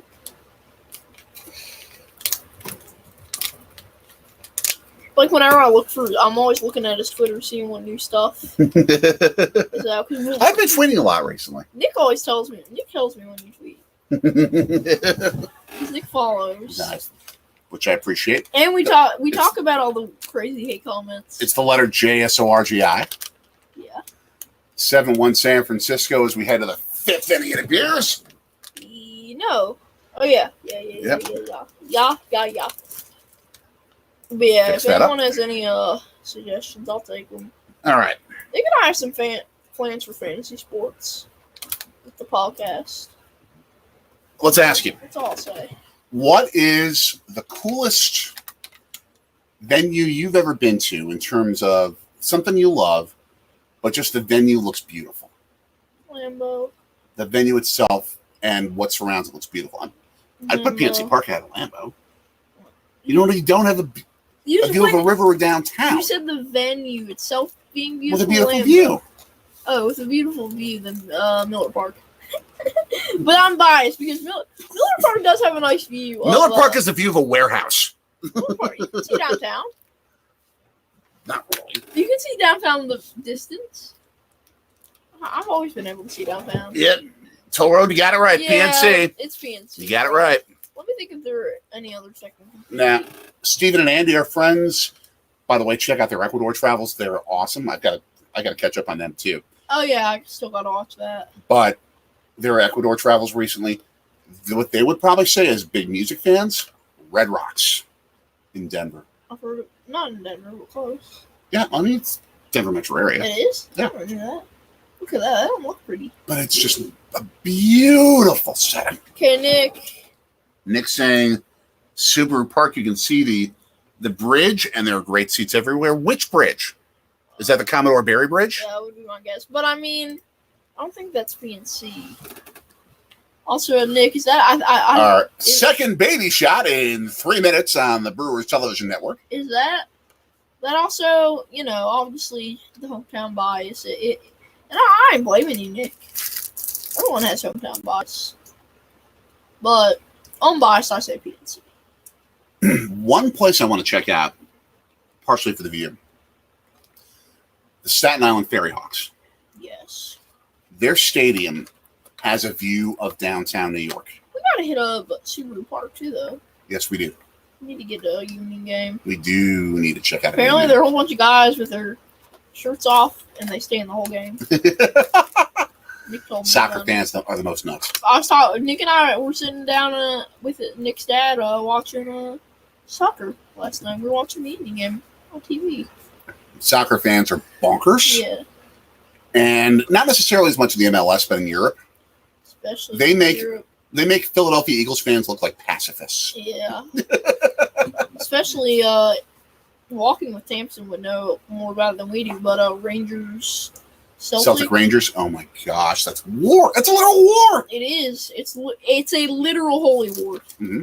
It's literally Catholics versus Protestants with Celtic against Rangers, and so much crazy. religious and ethnic anger and hatred, Irish heading to Scotland to immigrate after the Great Famine. Speaking of Holy War, Notre Dame's playing BYU this year. Ooh, Catholics versus Mormons. In Provo. They will be I'm gonna lit watch for that. Notre Dame fans are gonna show up though. Everyone knows that. Because Notre Dame fans travel. They got a lot of fans. You could put a Notre Dame game in Mongolia, and Notre Dame fans would sell it out. I don't know how Nebraska fans are. I don't know. Oh, Rose Bowl. That's true. Mm-hmm. That's true, Toll. Oh yes, Rose Bowl, and I've been there. I've been there. Been there. It's such a beautiful view of the mountains. It's just amazing. So picturesque in that spot. The difference is that I like about what I like with PNC. I love water, and I love cityscapes. Same. But mountains, oh yeah, you like mountains, but even better than the Rose Bowl, Folsom Field in Boulder, Colorado Buffaloes. We talked about that in our game plan series in our Denver videos. If you're already going to be in the mountains, you might as well just head out to a Mountaineer Field. Well, different set of mountains, a couple thousand miles away. But I mean, it's Mountaineer Field. We've been to a blue and gold blue and gold game. Yep. But the spring game. We got to get to a real game this year. Actual regular season game, that'd be awesome. That's expensive, but it's awesome. Yeah, Oklahoma is in town. I'm going to be watching that. That's going to be an awesome game. That's about $120 a ticket, I bet. Really? Even though it's on break? Even though they're on break? Let's test that. Because that's the weekend before Thanksgiving. Or maybe it's the weekend before the weekend of Thanksgiving. I don't know. It's in November. I know a lot of people that are going to that on the college football YouTube community. All right, it is $90 for cheap seats for that game. Ooh. That ain't cheap. Check Pitt, because I heard that Pitt is really expensive. At the new Cruise Stadium. It's not new, but that's the new name. Even more, yep. $92. Apparently, of what I heard, like, to get them when they were first coming, out, it was, what I heard is, like, people were buying upper deck seats for $300. I believe it for that game. Like, West Virginia Pitt, for those who don't know, backyard brawl. It is like the ultimate rivalry for both of those two teams, but they never play it usually because they're in different conferences. Pitt's in the ACC, West Virginia in the Big 12. They just brought it back. And now, of course, there's all this conference reshuffling. I would beg for the Big Ten to pick up Pitt and West Virginia and add them. Please. That would be ridiculous. Please, Big Ten, save us. Because if you're not, with the way the college football is happening right now. No, I don't want to be left out. If you are not in the Big Ten of the SEC, that fake, you did. That fake cry actually was making me cry. No. My fake cry didn't work. It was a real cry. When you went to see LeBron, Nick, second deck tickets, $180 a pop. And that was, that makes sense. That was the game that LeBron broke Kobe's record, and Kobe was there the day before Kobe died. That's ridiculous. That's ridiculous that you were there, Nick. One of the last 20,000 people to ever see Kobe. Nick Metrick. Man. You're one of only a few people to ever see Brewers no-hitter in person as a Brewers fan. Well, how many were in County Stadium? Or whatever stadium we were in for Nieves? It was Baltimore. It was Baltimore. And that night, at a time when fans didn't travel as much as they do now. Well, how many Orioles fans saw it, though? Oh, yeah, but I'm talking about Brewers fans. Brewers fans probably didn't. Well, there were a good amount in Cleveland, but not as many as there were in a lot of other places we've been to. And to begin with, that day, when the Brewers beat the Orioles and Juan Nieves pitched the first Brewers no-hitter ever, it was a Wednesday night, so you're not going to have a lot of travelers. Just 11,000 fans, which means probably at best you had about 1,000 Brewers fans. Oh, that's terrible. So I would say maybe 5,000 Brewers fans have seen a no-hitter by their team in person. You're one of them. You're one of them. Sure. So Papa it's a rare thing. Die. Castellanos. De Castellanos es baseball. Now, if I was an extremely rich owner of the Mets, I would move that team for the next stadium that they would need to build. And you had the real estate available to do it, which is the hard part. Right in Lower Manhattan. Right near One World Trade Center, right near the Freedom Tower. That would be a setting unlike any other. I should just build a stadium in Central Park. Simple. That's never going to happen. They're never going to allow that. I mean, they got a good amount of space in Central Park. Yeah. Also, Tavern of the Game! Rose Hill and Kakana! Oh, Kakana there! Kakana! Oh, they're going to be drinking a lot of Miller Lite there that night. They're gonna... Yeah. Oh, yeah, Tavern of the Game. That means they're gonna get some tickets at a Brewers game. For those who don't know, that's the Wisconsin accent. Oh, yeah, there. Any mention of Kakana or places like that, that's what's going to happen. Hashtag move the Mets to Nebraska. There was once a troll who suggested the Brewers were going to move to Omaha. I mean, they got a nice stadium. Brewers aren't going anywhere. I know the Brewers aren't going anywhere. Number one. The Mets could have a nice stadium in Omaha. But then they'd have to go on the road for like 2 weeks for the College World Series. True. I don't think they want to do that. Number one. Even when they're below 500, they are in the top half of attendance in Major League Baseball. Which one? The Brewers. Oh. And that's the We always smallest are. market in baseball, and they do that. Mm-hmm. That tells you how dedicated Brewers fans are.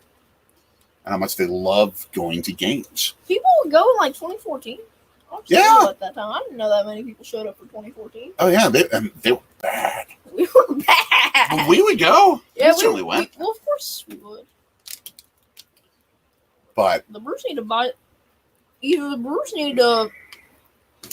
How the Brewers build a stadium on the lakefront? you can't lose a tailgate. You Yeah, cannot lose a tailgate. But what you can do... Stick some seats in the harbor. I mean, stick You seats can't do parking that. lot in the harbor. No, you can't do that. You can't do that. Eh. But what you can do is take, like, and we talked about this before on some of the lives. There's a big unused factory that's right nearby the stadium. Yeah, the old Komatsu plant. Convert that into Brewers Village, like what a lot of these other cities are doing, and make it a year-round entertainment destination, as well as a place to gather before the game. Does anyone know what's going on with the Angels? Because they said that they were going to build like a big entertainment area. Now they're saying that they're going to move to Long Beach. And No, it was a while ago to talk about Long Beach. Unless there was something new. It came back. We're talking back. Talking back about Long Beach.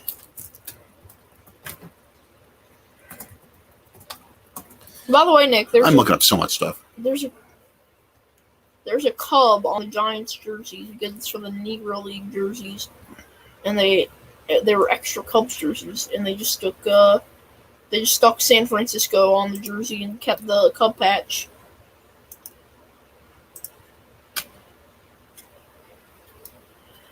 I'm like so acting like there's actually something, and there's nothing in this. I'm just sucking on air.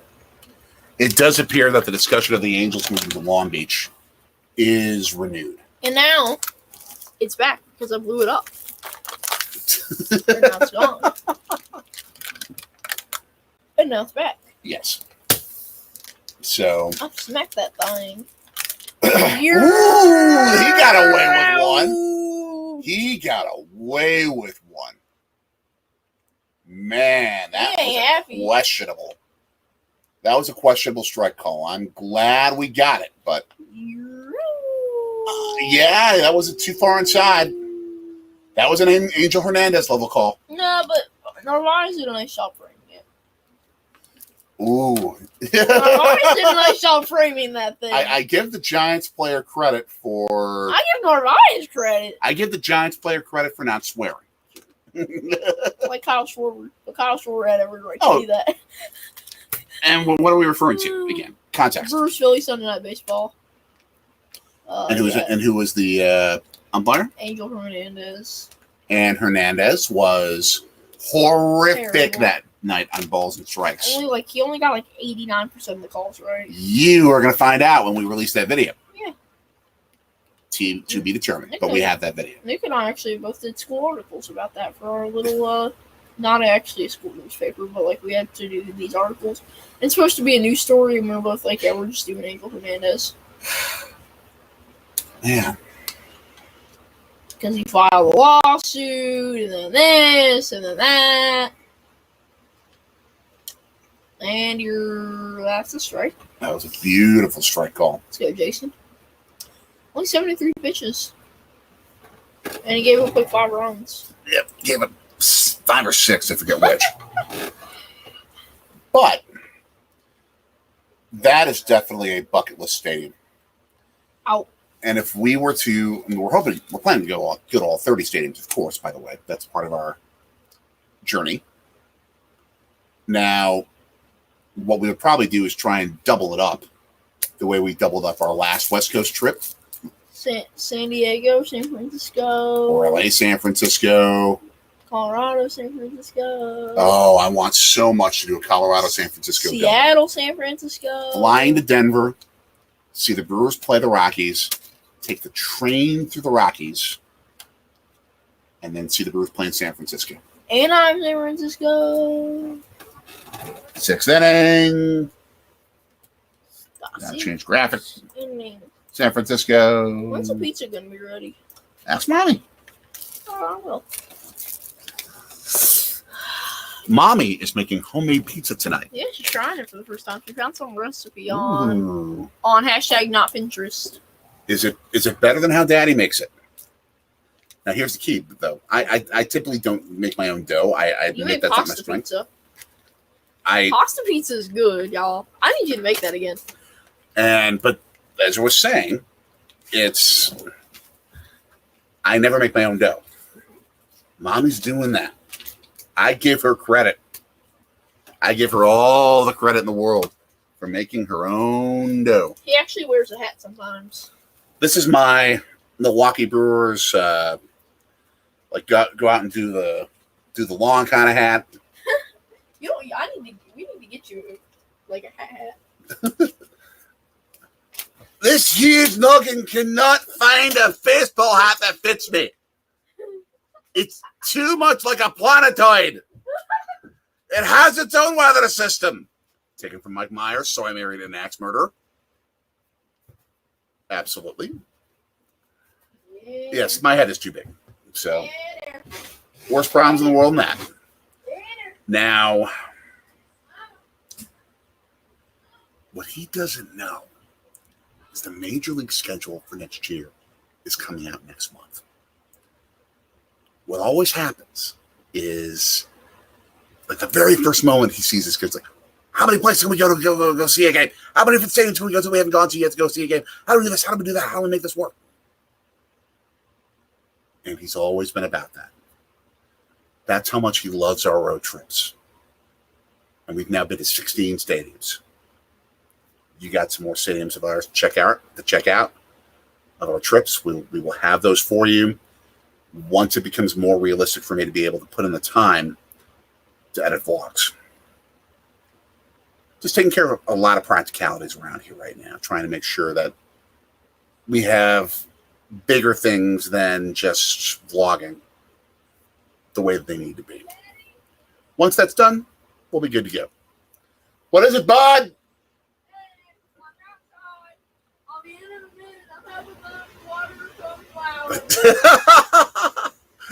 Mommy is trying to turn the kid into a horticulturist. He's watering flowers during the game. Oh, man. Davis just whiffed. If he would have made contact on that 1-0 pitch, that high fastball, if he made contact, that ball would be in San Francisco Bay right now. He swung that hard. Almost an out-of-control swing. Almost an out-of-control swing. All right, we're going to bring up this discussion. I want to get your thoughts. For the four of you that are on, thank you for joining us here as we talk live about the Brewers and Giants. Our son Anthony and I, big Milwaukee Brewers fans, we're sitting here in our home in Philadelphia, Pennsylvania. We're originally from Milwaukee, moved to Philadelphia, and yet we still love our teams. So we're watching today's game. Oh, man. What was I going to ask you? Just had a thought. I was going to ask you something. Oh, here's the question. Anthony and I differ sometimes on our feelings about having gray road uniforms. It is tradition in baseball that the home uniform is white, the road uniform is gray. And it was always that way until the 60s. And then the 1970s, when teams started to change their colors and they added light road uniforms. The toll road discussing the Lincoln Mets, the Lincoln, Nebraska Mets. Yeah, that ain't happening. Mets aren't moving from New York. They're not going to Omaha. They're not going to Lincoln. But it was always, you got Christian Yelich with a single. You always had gray road uniforms, white home uniforms. That changed in the 60s going into the 70s when teams started to show off their team colors for their uniforms. The Brewers always wore baby blue on the road. The Kansas City and then eventually Oakland days, because they moved from Kansas City in 66, I want to say, 68, somewhere around there. They showed off their yellow. They showed off their green. You had, very soon after that, Baltimore would wear orange jerseys. San Francisco would go into orange jerseys. And pretty much any team that could have a light color that wasn't pink would wear that as a uniform. You had Cleveland wearing navy or wearing red. Pittsburgh with the black and with the yellow. And of course, you now see so many different color combinations when it comes to jerseys. So I want to ask you, should road uniforms be gray or should they be a team color? Toll Road, the 1969 Seattle Pilots, the team that moved to Milwaukee and became the Brewers because they were pretty much ready to go bankrupt after the 69 season because they couldn't draw flies. They were in a rundown minor league stadium. They couldn't financially sustain themselves. And so Bud Selig bought them, saved baseball by bringing it back to Milwaukee, and then saved them again with the construction of Miller Park. Right on here. So, and the sale of the team to Mark Attanasio. Dinner's ready at 7:30. Okay. I watered her coneflowers. Awesome. And also just straight to the best prank ever. I played the la la la la la la. I changed it from Cole Swindell to the la la la la la la. On what? I love you on her phone. On YouTube. And I put it on loop. Oh my, how long did it take for her to figure out how to change it? She's still outside. Oh, okay. Yeah, so I did it. I just did it. She hates that thing. Let's see. She hates that song. Rowdy's on. We got a comment from Nick. Discussing the question of gray versus team color road uniforms. Team color. Let the team's manager decide whether it's gray or team color. But usually, I would argue that gray should always be part of the team's color scheme. In terms of a road. No. I've begun to come around to the idea of let it depend upon what the color is of the team. For example, Yankees, Oh yeah, Dodgers, the Yankees you get an exception. can't drop gray. I give them exceptions. The Reds, What am I red? you can't drop gray. You can have a red alternate, you can have a black alternate, but you can't drop gray. I disagree, but I mean, teams that are red-based, you pretty much have to have a gray uniform. I mean, okay, so... You want to play in pink 40 times a year? I'd be okay with it, but... They don't need to play pink. They can wear red. The Angels wear red all the time. And that's fine, but they also have gray. True, but I mean, the Angels wear red a lot, and it gets hot in California. But that's why, for road games, especially in hot climates, you need to have the lighter color, which is why you'd have the gray. My argument is that every stadium should have a retractable roof, so then you don't have to worry about it being too hot. If it's 85 degrees and sunny, do you really think a stadium should be closed? No. Even 90 and sunny. No. See you, Toll Have Road. the roof open. Thank you. You're awesome, Toll Road. Make sure to tune in tomorrow. Now, yeah, you can't have a roof closed with air conditioning on in the summer if it's 90 and sunny. You just can't. If it's 95, then I would. That's why Houston and Texas now have stadiums with roofs with air conditioning. There it makes sense. Maybe the Astrodome will get air conditioning. They forgot to factor that into the cost of renovating that place. So that's why you have team that you want the lighter color. Well, I mean, Nick, baseball's the same in Milwaukee and everywhere. The ball.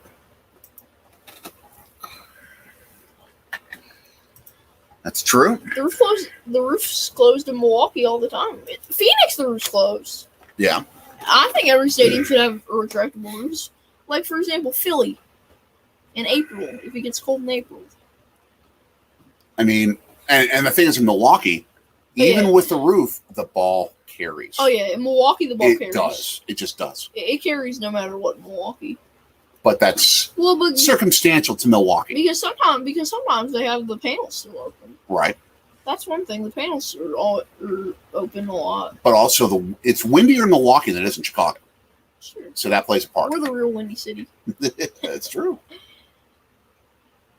Alexander. Now, if I'm in San Francisco and I'm at a game, now remember, today's a very warm day in San Francisco. Oh, it is? Yeah. It's not that chilly July. Nick, what's wrong with it?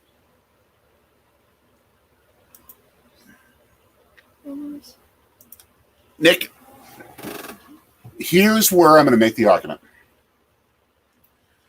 In theory, in essence, you know what, Nick, would you like to discuss this? Can we bring you on live? Are you okay to do that now? Or if you can't, I completely understand. Let us know in the chat. We'd love to bring you on. We can discuss Or this. your dad, brother-in-law, and you still building a deck or something.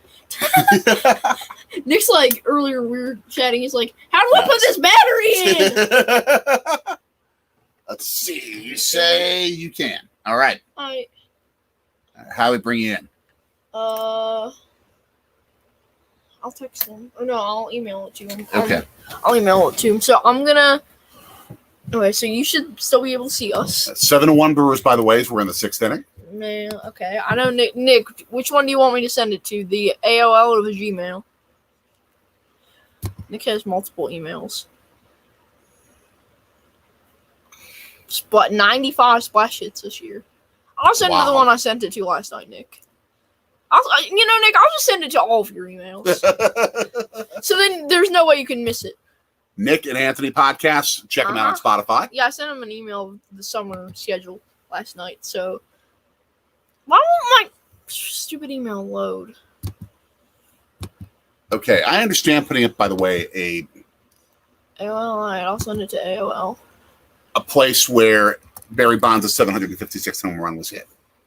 I understand putting up a marker in the stadium. But why do you make the marker pink? I have nothing against pink. But there's nothing pink about the San Francisco Giants. True. All right, Nick, I'm inviting you to the stream. Copy clipboard. And usually I text it to him. But I'm going to email it to him this time since my tablet's upstairs. Actually, I need to get my charger. Go for it. I forgot to do that. Go for it. Cycle. Oh, it's falling. And the kid will be right back as the Brewers are trailing the San Francisco Giants 7-1 in the 6th inning. Comebacks have happened. The Giants scored 6 runs in the bottom of the 9th on Friday night. Teams can score 6 runs in an inning or more. So you never give up. That's the beauty of baseball. There's no time clock. You just have to get the job done with the amount of outs that you have.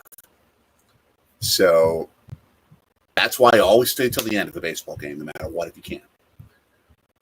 And if you have to get up early the next day and you got to get up at 5 o'clock for flight, I get it.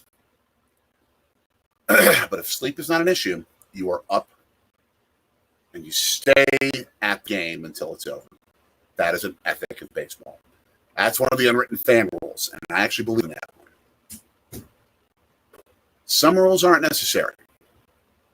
Some of the unwritten rules aren't necessary. That one is. I'm a big believer in that. I think I see Nick, the legend. I got mommy. You got mommy?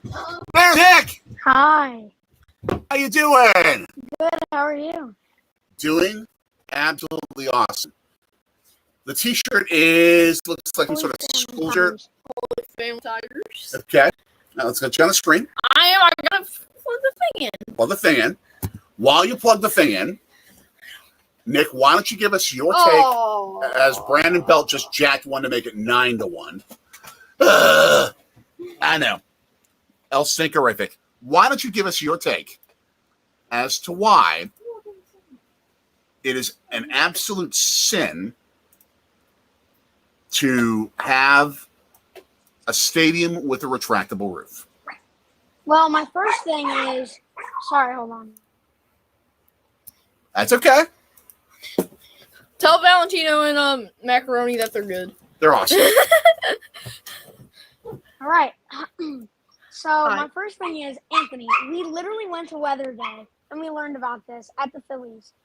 One major part about not having a retractable roof is that when it's a hotter day, the ball is going to fly farther. Yeah, we did learn about that. Which is going to help you. When it's windy, the ball is going to carry. When it's a little colder, while the ball's not going to fly far, it's going to be a more great pitching game. But if you have a closed roof, you get none of those fun aspects of the game that you get when you have the roof open and there's many other different climates during the year. I mean, there is 162 games, so the weather is going to be different about every game. What you talk about is absolutely true. That's why I love, for example, Wrigley Field. Yeah. Where if the wind can be blowing in one day, Yep. and you're going to get a 1-0 game, and then the next day can be blowing out 30 miles an hour and it's 23-22. Yeah. And there have literally been 23-22 games. You know one, by the way. The Phillies won one of them at Wrigley Field way back in the day. And the weather element is spectacular in baseball and should be there. The way it operates, for example, at Miller Park or American Family Field, whatever you want to call it,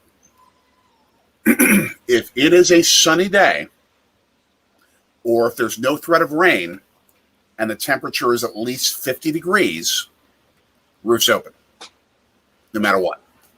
Yeah. If there is a threat of rain, they'll close the roof. Once the threat of rain has dissipated, they reopen it. Yeah. In Milwaukee, there are a lot more cold days than there are in Philadelphia, admittedly. Yeah. Like, how many days a year would you guess? How many games a year would you say the temperature is going to be below 50 degrees? 10. Okay. Yeah. Early April. Early April. Yeah. About it. That's all I was thinking. Early We April. don't have spring here in Philly. Now, here, though, is where I think you can absolutely make an argument for a retractable roof stadium in cities like Philadelphia or D.C. or New York. especially on that in this East Coast track. You notice how many more days we've had of rain Yeah. than you probably were used to? Mm-hmm. Our climate is becoming more tropical by the year. Yeah. And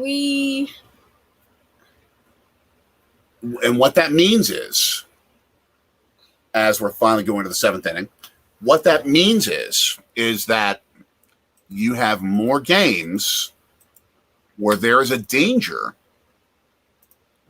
that there could be a rain delay Yep. Yup. or a rain out.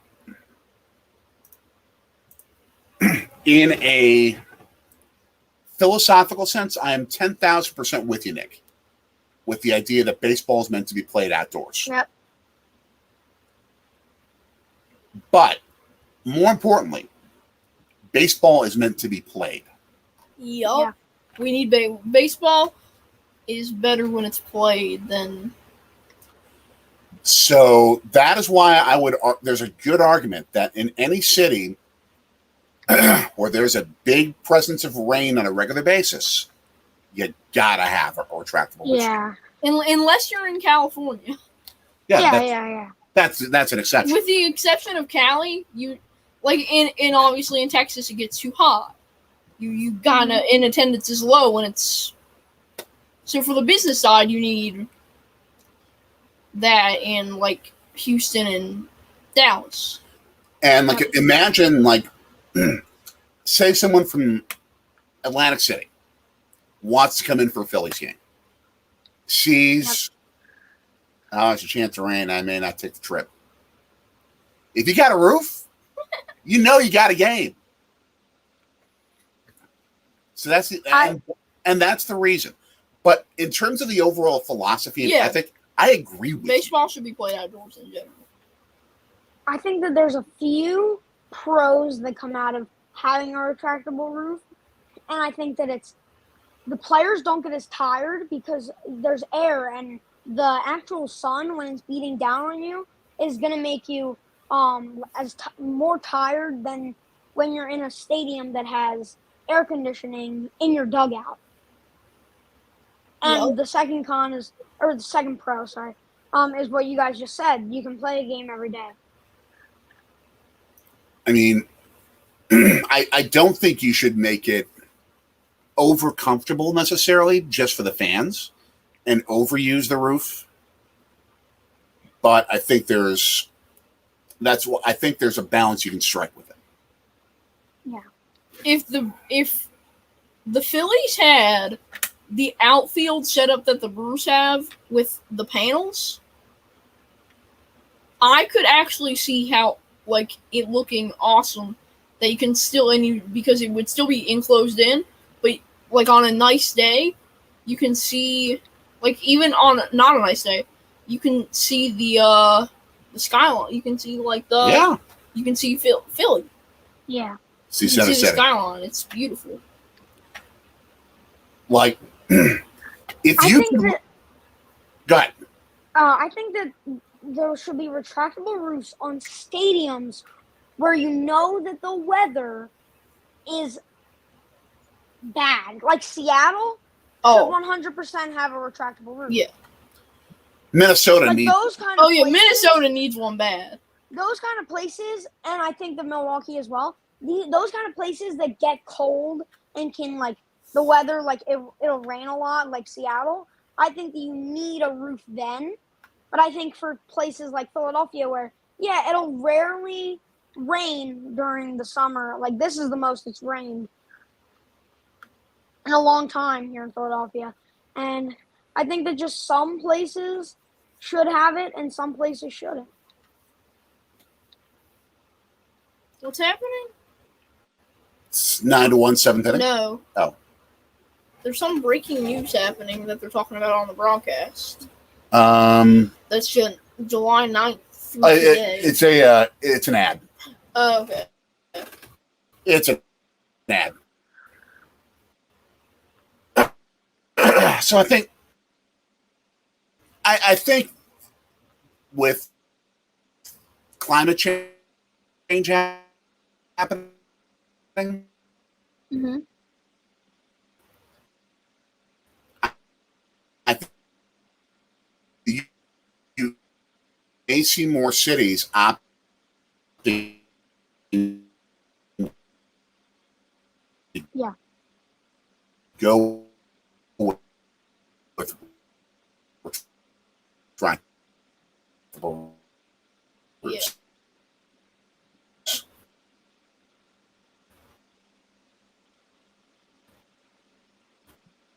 Yeah.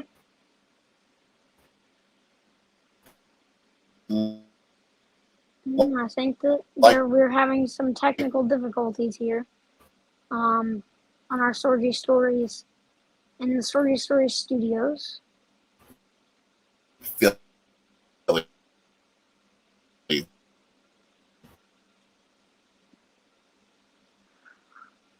Oh, we had some technical difficulties in the Sorgy Stories studios.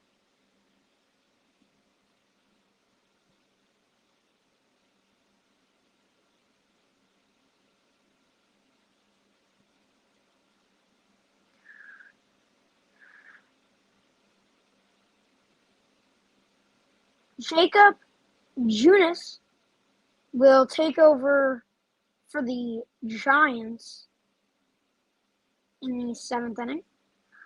Ah, there they are. Okay, Some technical difficulties at the Sorgy Stories. Can you hear us? I'm having Yes. internet problems here, so I'm going to. Okay.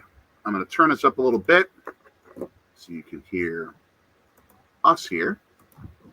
We're going to pivot right here Yup. for now. It's a little light in the way. Hold on. Move that out of the way. That's going to be kind of hard to balance here. We'll figure this out. I'll hold it. Inside the studio. There we go. Welcome inside Sorgy Story Studio. Oh, we're back. Let's see. After I fixed my internet connection one last time, just to make sure. Now, Oh, I did not see that. what I would argue is what you'll probably be looking at during that time frame is, will this climate piece continue? Yeah. And will there be more rainy days, tropical type of weather here in Philadelphia, DC, New York? The ball boy there, he was confused. He didn't know where the ball that was hit down the line foul by Colton Long went. He was looking everywhere, and the security girl had to point it out for him. Just couldn't find it. What was that? The ball boy just could not find the ball hit by Colton Long. He's talking about something. I can't hear. Oh, that's because you brought us back. Yeah, I did. Alright. Are we good? Are we good? We will be good momentarily.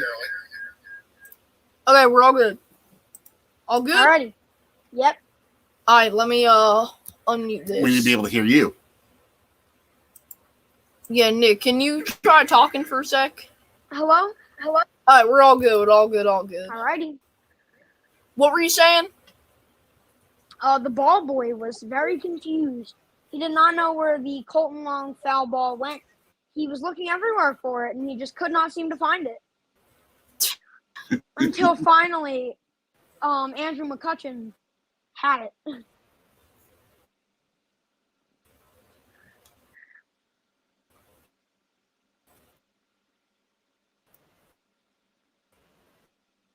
Those are some nice shades from McCutcheon.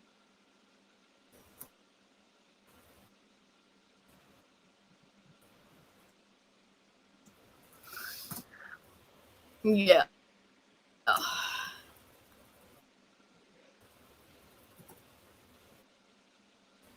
A big rally's needed. A big rally indeed. Oh, wow. You know something? I stand Down the corrected. line. According to the website, take that for what it's worth. Don't completely trust it. Don't write a book report on this. Right. The total number of days in Philadelphia that have had In most years, it's around like about 110. In 2020, 125. In 18, 145. It's going up. I mean, it's on a downward slope now, Yeah. but in a general sense, the last few years, Yeah. it's been on the rise. Yeah, Nick, I was thinking about this. Imagine walking Ashburn Alley, but not having to deal with the rain. It's pretty. I take that, but I'm also biased because I'm used to it. Because I can Ashburn, walking the Philadelphia area weather is never really a problem. Okay. I mean, it gets pretty rainy sometimes. Now, let me ask you too. For when they finally have to replace the bank, what would you love to have as part of the bank? Oh, that's a good answer. That's a good question. What would I like? What to amenities, add? what fun stuff would you like to see? Well, there's first,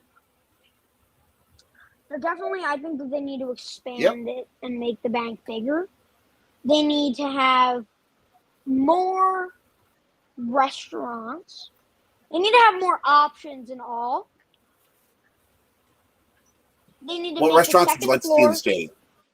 the second floor and the third floor and the fourth deck. Oh yeah, all that's need to for be sure. bigger.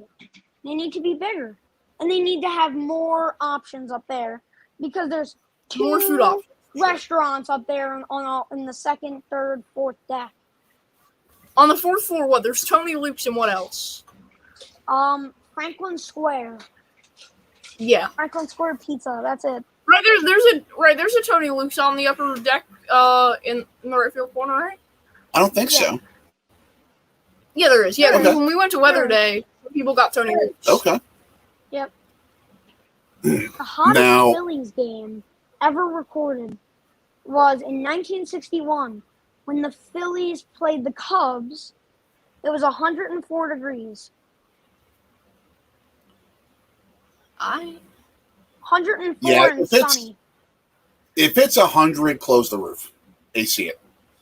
But the thing is, you're rarely going to need AC, so you probably wouldn't Exactly. put air conditioning in the stadium, so you'd leave it open. As unfun as that would be now, but you could shade the field, but it would be like a sauna. I remember that because I was at Miller Park for the Home Run Derby in 2002 when they held the All-Star game there. Yep. It was 90 degrees. It was a thunderstorm. Okay. I mean, it was a sauna. It really was. Yeah. It was just unbearable. But home runs were going out like crazy. Yeah. I mean, Sammy Sosa was multiple times hitting the center field scoreboard, breaking stuff. Did he pay for it? I doubt it. They have insurance for that. They But have American Family Insurance. Now they do. But the other thing, if Attaboy, the huh? Phils, there you go. There you go, Hunter Renfroe makes it 9-2. Touch.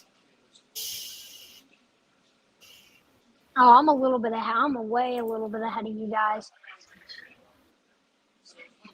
The Fanatic has to have chalet.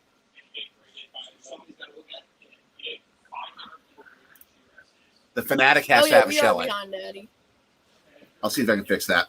I'm Yeah, way yeah. The behind. Fanatic needs to have like a We're Bernie about to be in style. I'm about to be in the bottom of the bottom of the seventh. Or whatever inning it is. I don't know what inning it is. Like how Bernie Chalet is. What would you want for the Fanatic? What I want for the Phillies is I want the Fanatic to have his own little I want him to have his own little area, but I think that instead of like Bernie has a slide, but I think the Fanatic should have a bell and you can hit the bell. Ooh. And I feel like the Fanatic should also have a trampoline. The Fanatic trampoline. That could be interesting. You know what they should call it? They should have the Fanatic Fan Zone. Or they could call it the Fan Zone, but make the fan be PH. PH, yeah. Yeah, and make it the Fan Zone. That would look cool. My dream as a Philadelphia longtime It's Phillies 3? fan, Yep. my dream in my life, Phillies. You guys gotta make Oh yeah, that Nick, we're up to we've got a Please, Phillies. Please, Phillies, let me ride with the Fanatic at the beginning of the game on his ATV. I'm a lifelong Phillies fan, and that is my dream in life. I want to ride on the ATV with the Fanatic so bad. So bad. I can't hear you. Yes. Oh, there we go. I Yes. can hear you guys now. Yeah. clip I that, can't hear you everyone, or to the one person watching, clip it. Put it on your Twitter. I will. Nick, you need to talk to your boys. You need will. to I'm talk gonna to your absolutely- boys, Mike or Tom McCarthy and Mike Schmidt Listen, and John Kruk. if the Brewers Now- make dreams come true, like this one girl on TikTok got to go down Bernie's slide with Bernie, and she's a long life Brewers fan, I can ride on the ATV with the Fanatic. Here's something too. In cities where there is a potential for April snowstorms, Milwaukee has often become the de facto second home stadium for them in those cities. Imagine the Philly Fanatic, where the Phillies have to move to Milwaukee for a week or 3 games, and the Philly Fanatic goes down Bernie Slide. That would be pretty cool. Well, everybody, what you got? I would like to say that my food is here, so Pizza? I Pizza? have to go. Yep, pizza. Can you hear us? Yes, I can. Can't. Kind of. Boom. But Nick, what are Yeah, say goodbye. It was Are you still there? fun being here. It takes everybody. priority. I have to go. But we have loved having you on the cast. woo, Thank you. Bye. see you. Nick the legend. All A right. blast. To the 0 people To have watching throughout the world, They might be watching on the replay. is Sorgy Stories Live.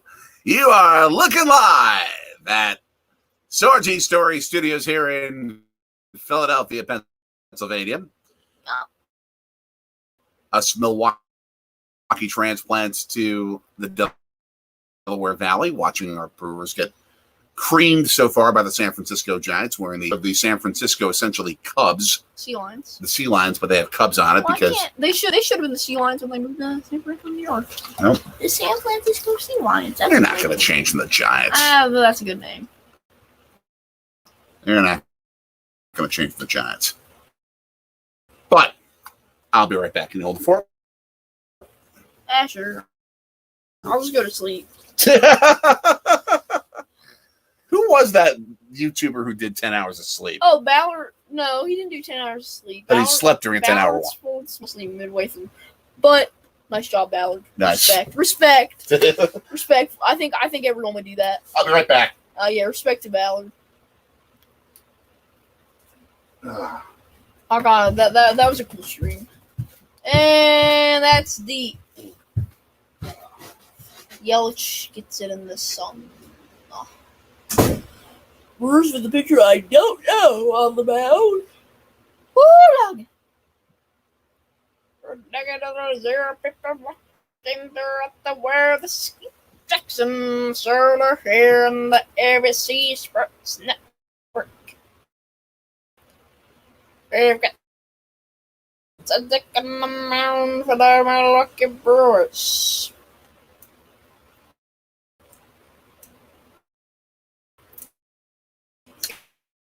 and the third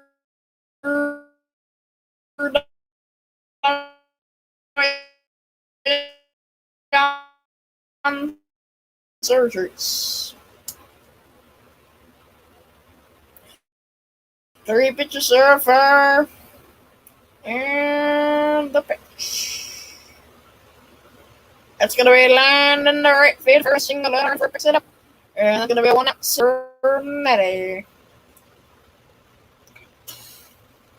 I'm a hungry hipper folks. Got some birds going on 7:30. The Brewers and the Giants.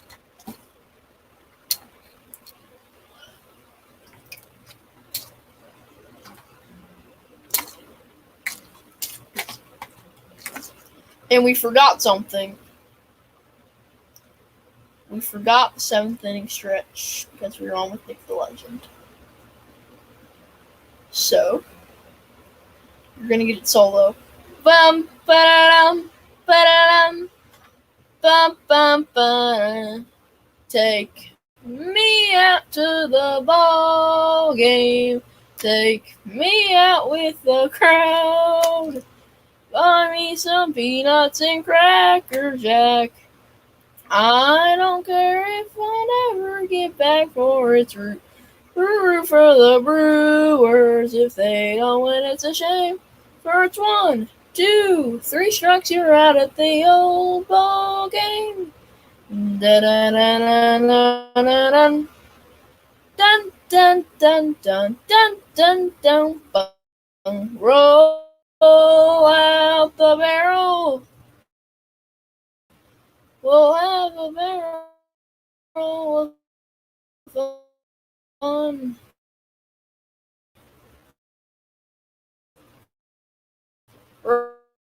Roll out the barrel. We've got the Blues on the run. Ding, boom, Terrell.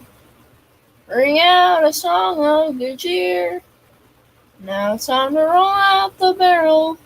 So the gang's on that. No. 7th inning stretch. Mike Yastrzemski up to the plate now.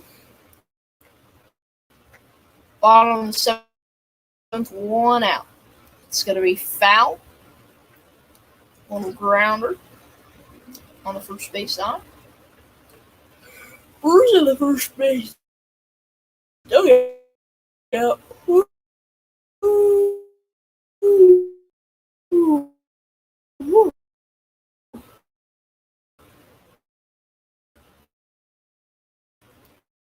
What up? So yeah. This game started at 4:05 Eastern, 1:05 Pacific. New pitcher for the Brewers, Sadzik, I think is his last name. He's trying to steal, and he's safe. So it'll be 2-2 with the guy on second and 1 out. Not going to look at it. 0 people live watching, 0 people live watching, 0 people live watching. And he's safe by a mile. So safe. Fire gone on to the 7th inning stretch. Because it already passed. Okay. I'm sure you probably would not have wanted to have heard my voice anyway. Yeah, mine was pretty bad. That's awesome. That's awesome. You didn't have 50,000 followers. I had 0. Yep. Runners on second. 9-3 San Francisco, and up walks Brewer killer Mike Yastrzemski.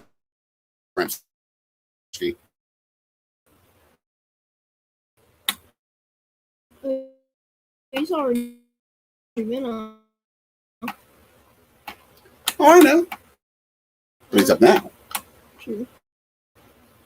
As well. Yeah, some guys sold. took you 5 seconds. That's a slow reaction time, dude. Immediately. Of course you did. Isn't looking at the screen, of course. Okay, we have a new live viewer. Thanks for coming on. What should we paint the studio walls? What color? We've already decided what color we're going to have, but what should we do? Tell us. As the Brewers are. Oh, we do have a new viewer. Yeah. Hello. If you wouldn't mind, could you come and chat? We have something to talk about. No. Oh, that's a Brewer strikeout for this random There you dude go. I've never heard of before.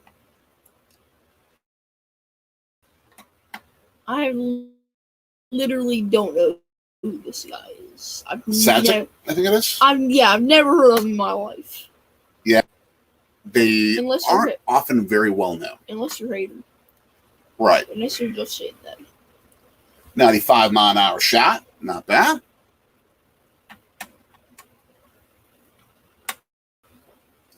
Let's see, I have a cup of water. It's still reasonably cold. I have a kid here who I'm sitting right next to. I'm not going to do that. I can do it to you back. Joey Bart. They named that guy. No, they didn't. No, maybe it was the opposite. Maybe in the family has on the subway system. Exactly. Or than a subway system.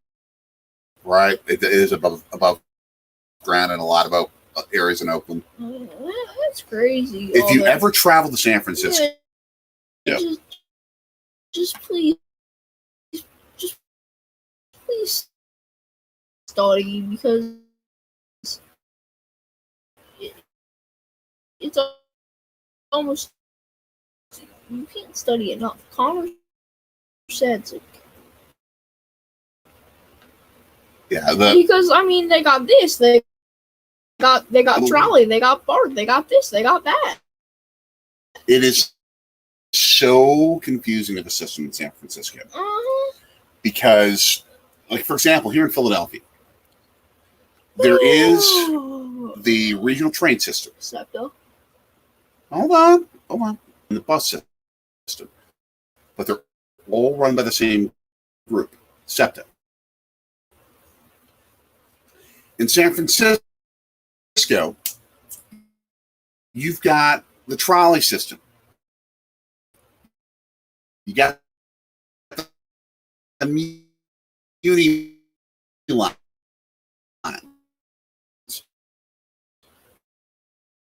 which also acts as a trolley system. You've got the buses, and then you got the BART system, and they're run by different groups. So they don't coordinate their schedules and their planning for, oh my gosh. Sometimes they share stations. That pitch was so ridiculously wild. It went like 3 feet above the batter's head and behind him. I don't know if he's healthy. That's a wild pitch. He just came off for 2 Tommy John surgeries. Yeah, that was like he's hurt.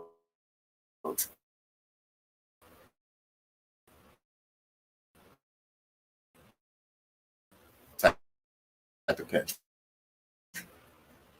Like he stepped wrong. Oh, yeah, he stepped wrong.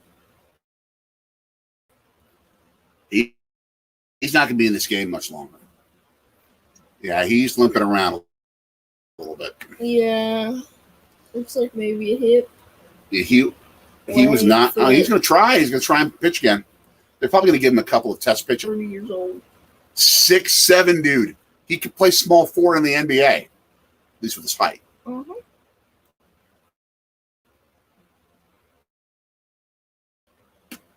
Oh, you could see his ankle buckle a little bit on the replay.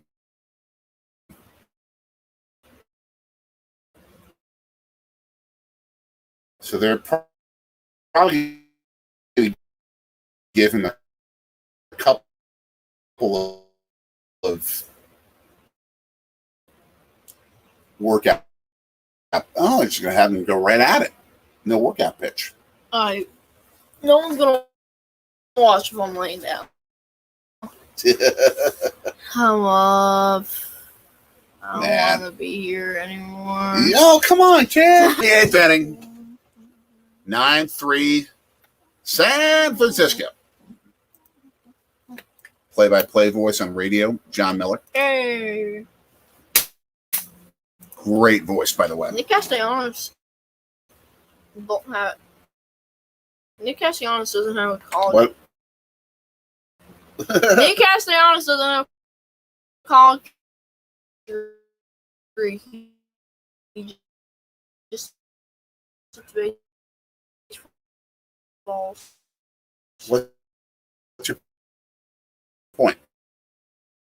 I'm talking about John Miller. I know, he's in the commercial. But Sorry. on top of it, anyway, John Miller is a fantastic Vince Scully impersonation.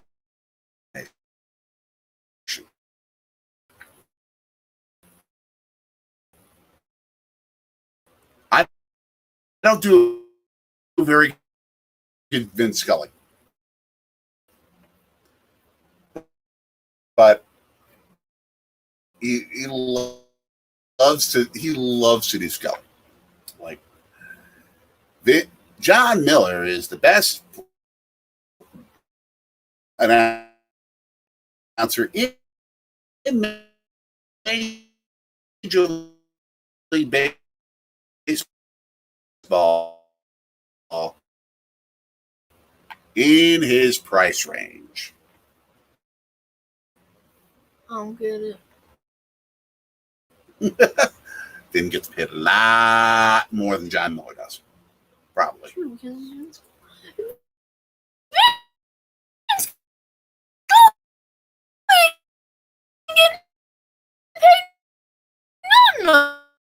no more.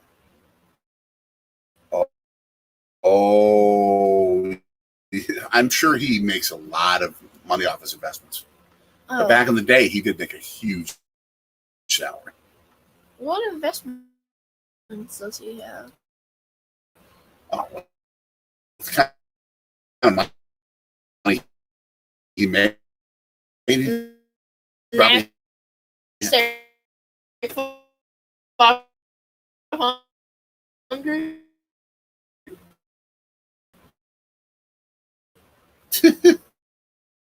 Everything.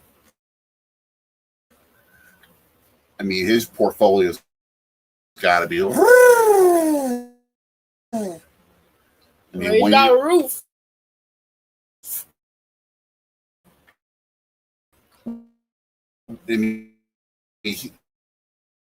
He was probably making at least $2 million a year in the end. At least $2 million a year. He was set.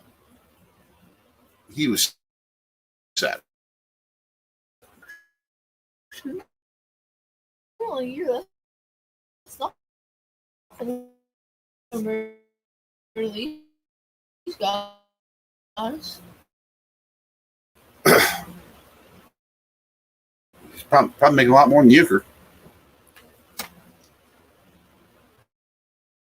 I'm sure they should pay Bobby for a lot more money than.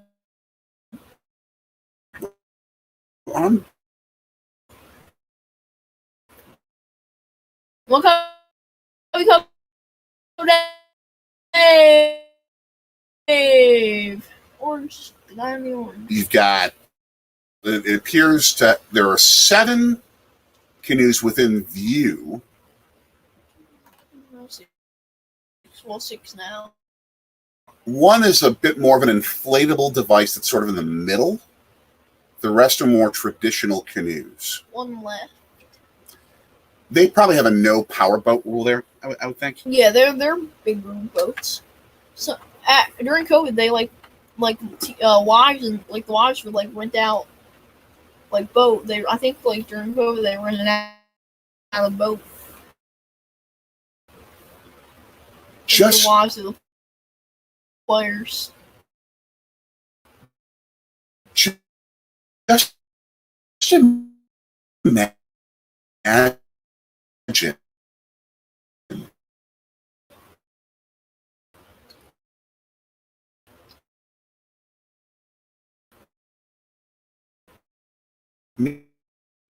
yeah, I just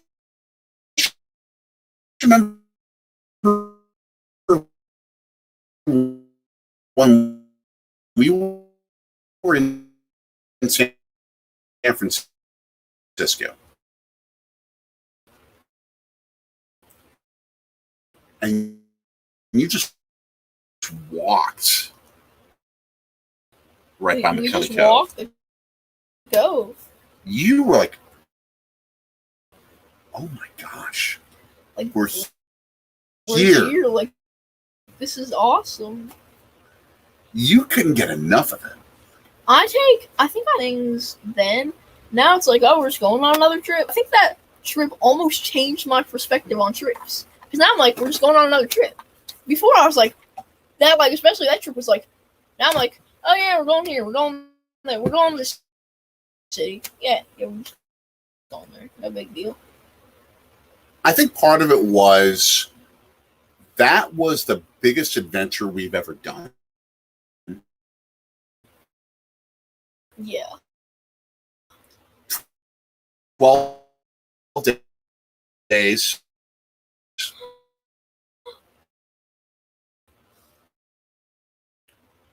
Four cities. They beat Boston like 14-1 yesterday, and now they beat them 13-2. Who beat Boston? The Yankees. Nice. On national television, they beat them like 15-1. Nice. But when we took that trip, it was 4 metro areas in 12 days.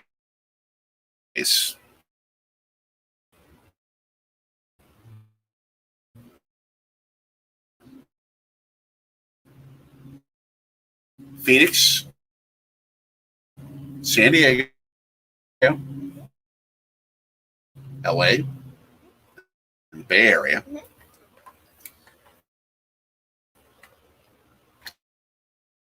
Let's see. We took What about Colorado? doesn't count. Yeah, it does. No, it doesn't. We flew through it. It doesn't count. I consider that We did not step foot out of the airport and do anything. I think that I step foot in Colorado. I count it. That's just me. No, we didn't do anything there. Did we do anything there that was worth shooting a vlog of? It? Did we not shoot anything on our flight? Did we do anything that was worth a vlog of its own just by itself in Colorado? No. That doesn't count. But I still count it. No. We took 3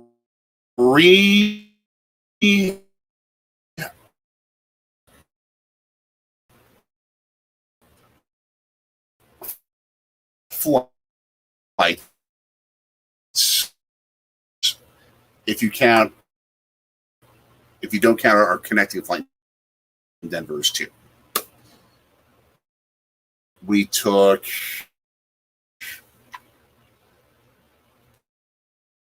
one Amtrak,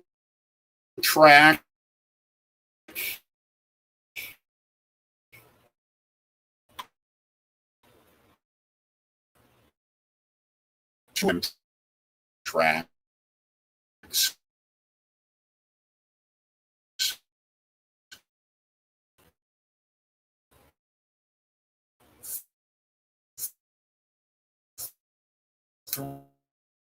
three Amtraks,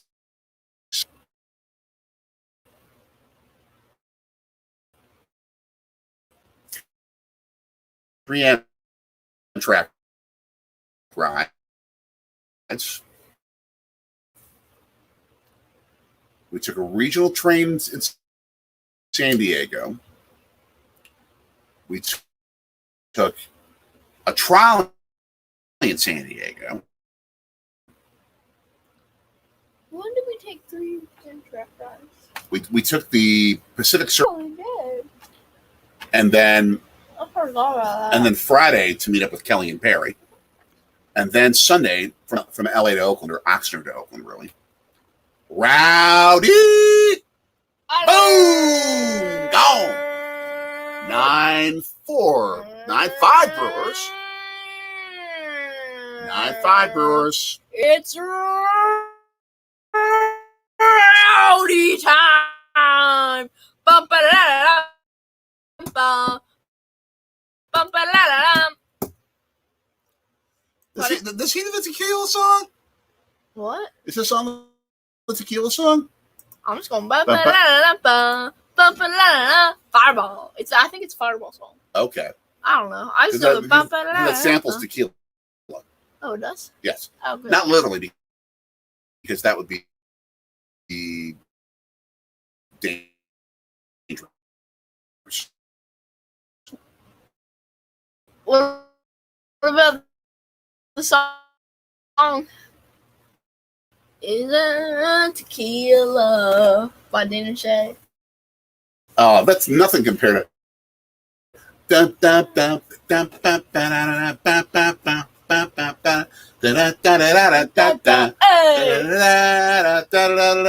that one. Yeah, that is where it comes from. Either.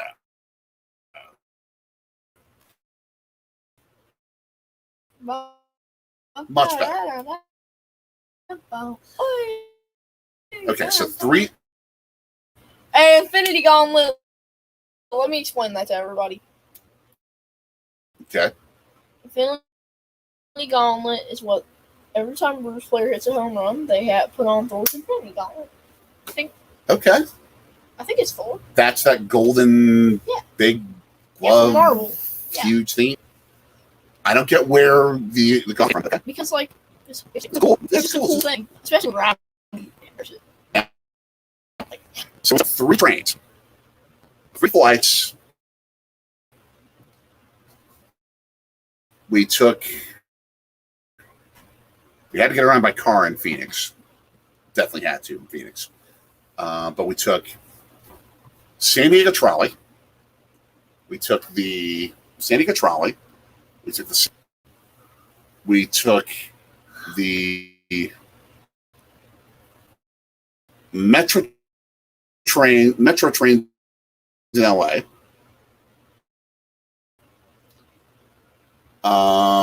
We took and the Muni line, and then the trolley. We took 8 different. Oh, There's Max. Congratulations! Someone in the chat? Join in and thanks. Winning so many ratings battles, it's just incredible. It's I love watching games anyway. So that trip, go check it out. I'm gonna grab a link. Trip that we took, our ultimate adventure. Seriously, our ultimate. When we went to LA and the Bay Area for 12 days. Saw 4 baseball games, 3 of them Brewers games, in 3 different stadiums.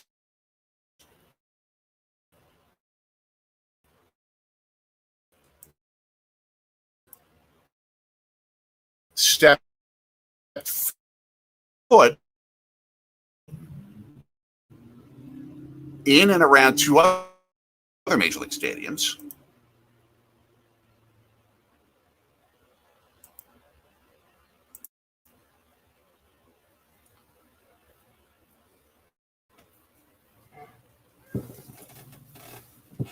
"12 days in the West Coast." That was the most awesome trip since the 12-day and Anonymami and I, to get married. Baby moon out in San Francisco. I love traveling. Choice, just me, for give me an Oxnard, California trip as well. Picturesque. San Francisco, any day. What? Friend of mine, you could picture yourself living in. I could see the Brewers play the Phillies, and I still do. I love it, but so much more than any place I've ever found in SoCal. Place, but I could. Where could you picture to live here? For me, it's, or if I want to be more perfect, it would be perfect. And you don't have to worry about hurricanes in LA. At least that I can think of. A typhoon or something like that. I can't think of the last time it's ever happened in LA. I mean, it's perfect. The weather, when we were in LA that weekend, it was 100 degrees. Because of the Pacific Coast winds, 75. Same weekend, same time. It's just picturesque. And San Diego doesn't get that crazy hot that often either. San Francisco's weather, by the way, where the Brewers are playing, it can be 38 degrees in like the summer during a Giants game. And San Francisco's weather just gets weird. I'm 70s. Perfect baseball news. Breaking. A Caprice only feels like value. Okay, 0 people watching. It's gonna be on to Les. Well, just a well-executed, simple double play? Yeah. Okay. Still awesome. Just, where have we traveled to? You could live here, and not everyone live here the most. There's a lot of places you would want to live there. San Diego. Home. But I mean, better than LA to live in. Hot take. To San Diego, in Malibu, I fell in love. Anywhere on the west, not 80. Let's have. You know what that means? There's Juanes. Andrew McCutcheon hit that walk-off or walk-off single or something. And then we watch talking. What? Anyway, I would take those San Francisco in terms of a place to live. Mm-hmm. I mean, and it's I like during the summer or during the winter. One of the things I could do, it just would be really hot. Fun. Mm-hmm. New York would be ridiculous. I live in Chicago. I didn't learn enough about it. I could live in Pittsburgh. I'd probably prefer in terms of like. Pittsburgh's beautiful. As is Milwaukee. Detroit, I could make a difference in a city like that. I mean, I fell in love with that place. It was sort of like. Yeah, Detroit's nice. I agree. It was sort of like Charlie Brown, the Christmas Tree, where if you give it some love, it's an awesome place. Now you want to. Now I want some Detroit style pizza. Style place here in Philly we got to check out.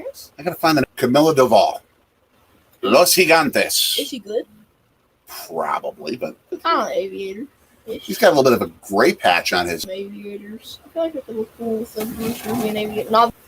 Hold on, those aren't real aviators. Those are kind of. Hold on. Okay. What? That is really. No. I bet. Oh, yeah, we have to let's go. I can't see out of these.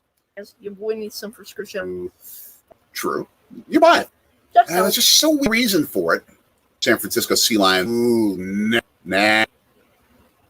Change up slide of 87, but. As that one lady on America's Got Talent used to say, that's trailer nasty. All right, I better put the glasses back on because otherwise Because it's They're in time for Omar Narvaez. Narvaez. I get a good effect out of this cup. Yeah, if you ever talk into cups, they do create silly sound effects to it sometimes. Not silly, just like An echo, echo, echo. that's why we have no one listening. Watching. Unless you're on the replay. Everybody's just having fun. Oh, go ball! Drop into the glove. Right. Arg. To Jock Peterson's glove. 2 out. Oh, I think is on base Jace up? On base Jace is up. No, I don't think so. I doubt it. Yeah, based on the TV views, I would definitely want to get upper deck tickets when we go to San Francisco to get the view of the bay and the mountains. Ba-da-da-da. Let's go Brewers! Let's go Brewers! Let's go Brewers! Who we got? It's gonna be Victor Caratini. 246 average, 7 homers, 18 RBIs, and an 8.09 OPS. Yeah, he's got some productivity. Let's go, Victor. He had a walk-off, right? He has. Come on. That was right on the border. That was farther than the border. It was on the border. It was definitely on the border. It was so it qualifies as a strike. To As me, annoying as that is. to me, it looked like a ball. It's just me. Hello, my name is Anthony. I look like a basketball player. No, you don't. I kind of did with like the weird like glasses look. And then flip it like. All right, Brewers. On one count. Oh, he chased him. Charge!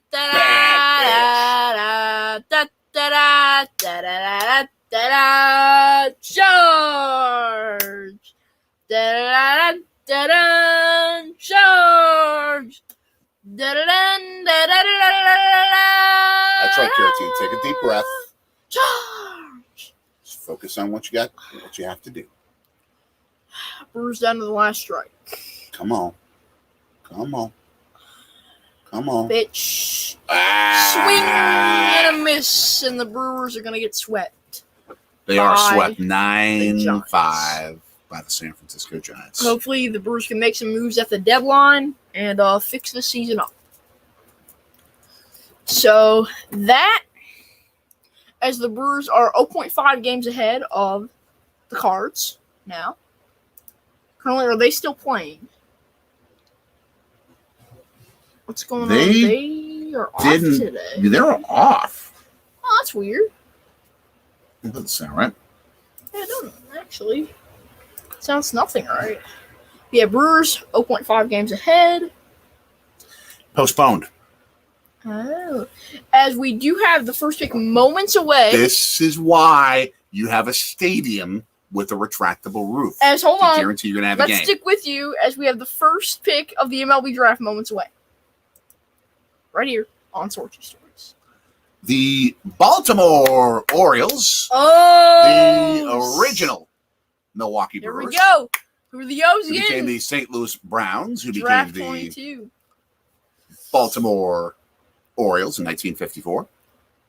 I'll announce the first pick of the MLB draft. Better than Rob Manfred will. Here we go. We're waiting. Yeah, we could be waiting for 15 minutes on this. Stick on ESPN. Yeah. Stick on ESPN.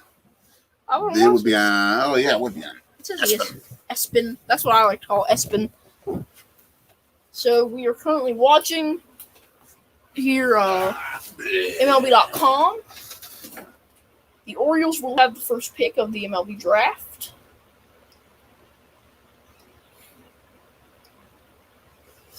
And we are waiting. As they say, it will be moments away. Right here. The Brewers will pick number 732. Actually, let me check what they're going to pick on your computer. You mind if I use it? Go for it, but I'll get the feed on. I'll be right there. All right. Draft tracker. Alright, I'm going on Draft Tracker to find our picks. Slinky. The Brewers will be picking Philly 17, Brewers 27,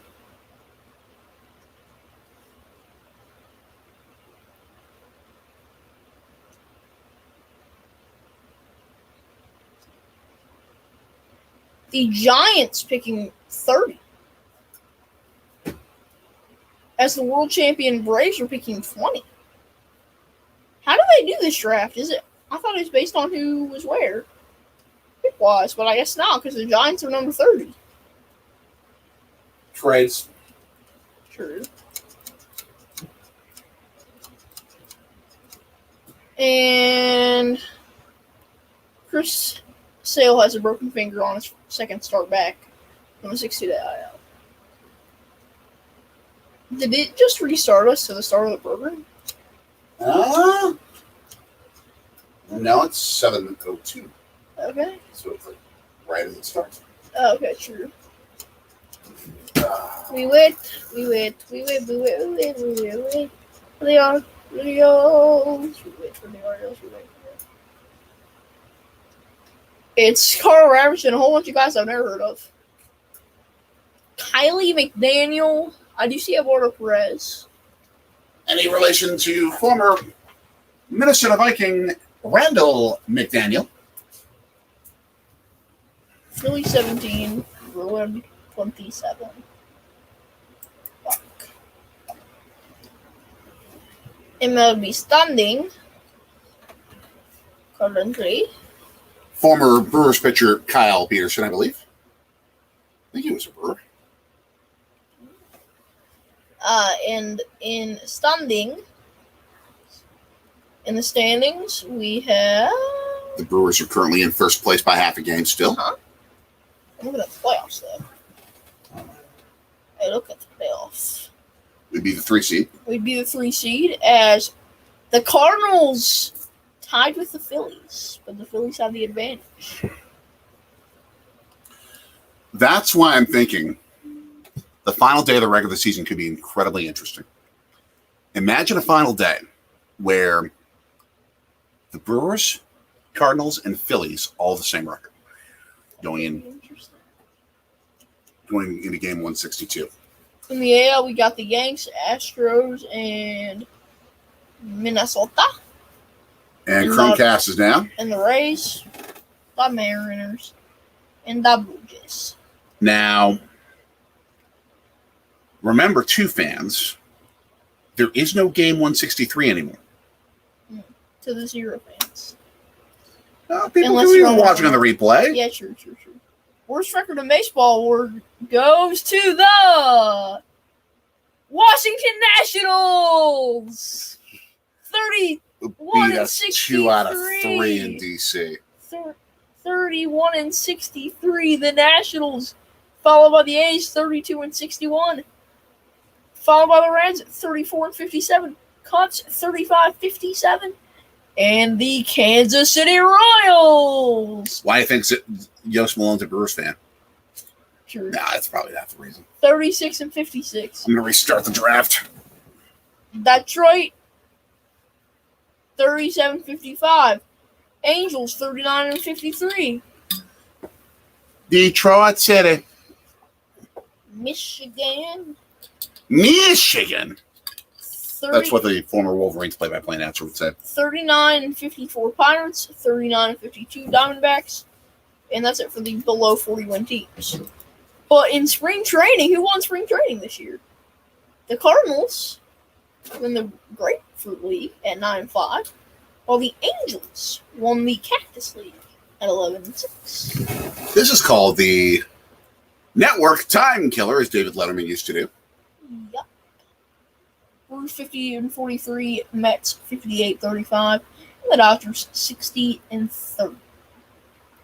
Giants in 5th, Marlins 6th. Appears that they're outside to hold this draft with a few fans around, but it's not the big event that the NFL and NBA do. What is the NFL draft say about? Is that it? What do you mean? The NFL draft sound effect. Oh, yeah. Dun, dun, dun, dun, dun, dun, dun. I love that sound effect. I think it's very different for Major League Baseball if they do that. And they just do the first round tonight. And this is why you don't have a Sunday night baseball game, because you have the draft tonight. Yeah, we got to watch the captain. Derek Jeter. Oh, you're doing that the Derek Jeter video. Okay. The ESPN Plus. He's not from Upper Michigan, but from the lower part of Michigan. So some people talk like this there. I thought he grew up in New Jersey and moved to Kalamazoo. Well, part of his life he was in Kalamazoo. Yup. I know. Derek Jeter makes some awesome books, by the way. Fun fact. Yeah, this kid's read a lot of the Derek Jeter book series.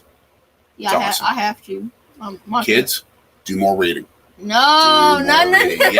Yes, do it. He will be. I'm actually starting to do some reading tomorrow. Dodger met Druid. The Dodger scared of Dumbledore. Okay. The Dodger is scared. Hello, one person viewing. We're waiting for pick one of the MLB draft. And so just stick with us, and that'll be our video for tonight. Yes. As we have the Brewers. So the Dodger would be scared of the Brewers. Now. Hey, it's Nick. Nick's back. We're waiting for the Orioles to pick. But essentially. So. It's about to start now. I just saw the 3-2-1 thing. All right, so. They've been doing the 3-2-1 thing the whole time. Oh, really? Yep. Whoever that is, Nick, it probably will be. The Brewers. They do have a small crowd. Boo! Rod Manfred now on the stage. Boo! Major League Baseball commissioner. Boo! Boo! There was someone on Twitter who was complaining about the NBA's plan for a midseason tournament, who was saying that Adam Silver is the worst commissioner in sports. I disagree. I said Adam Silver is the best commissioner of the 4 major pro sports leagues. In a similar vein, Spam is better than Haggis. Boo! You stink! If we weren't on YouTube, I'd say you. Other words. Yeah. Not bad words. Yeah. But. Other words. But I want to keep it clean for any little kids that might be watching this back. Little kid clean. I'll say that. Yeah, that's awesome. Little kid clean. There's clean and then there's little kid clean. This looks like this is being done in Orlando or I don't know. It's being done somewhere. Someplace with palm trees. LA maybe? Or Vegas. San Diego? Actually, it's probably in LA. Diego in the San All-Star. I know. It's like an All-Star. Oh, that's for sure LA. Yeah. That's all your stadium looks like. Yep. The light posts. Holiday is the best available. Jackson Holiday. From Stillwater High School, Oklahoma. Stillwater is the home of? The Oklahoma State Sooners. Oklahoma State Cowboys. Although in the rivalry, Boomer Sooner. Because, hang time on YouTube. We are Marquette, undefeated in football since 1960. Yeah, that's more important. All right, so the Brewers are better than the Dodgers because the Dodgers are scared of the Brewers. And the Brewers beat the Mets because the Dodgers are scared of nobody. Because the Met is from a city. And because he's from the city, he has to come to Milwaukee. He's got to go from New York to Milwaukee. Tamar Johnson. I don't know. Tamar Johnson. In the AL. He's probably ahead of us, too. Yeah, the AL. You got the. So if you're watching this, by the way, and you see Nick ahead of us. That's because we're just slow. Yeah, our playback's slow. And we have Sling playback issues. Who's watching Sling in the house? Not us. Who in the heck is watching Sling? Did you leave the Sling on upstairs? In your room? Which you shouldn't anyway, since you're here. I haven't turned the TV on all day. My TV isn't on during the weekends. Then the Brewers have lost 7 of their last 10. That's fun. Yeah. Brewers are 21-19 at home That's not good. and 29-24 on the road. What's that on the road? 29-24. But in the wild card,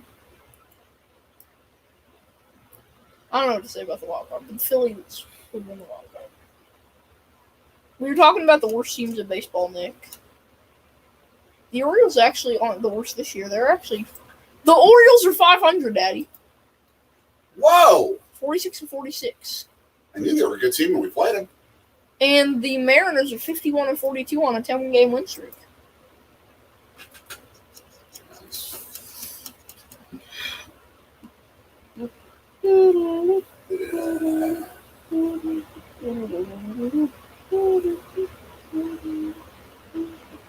Boom, bow, ba-da-dum, ba-da-dum, ba-da-dum, boom.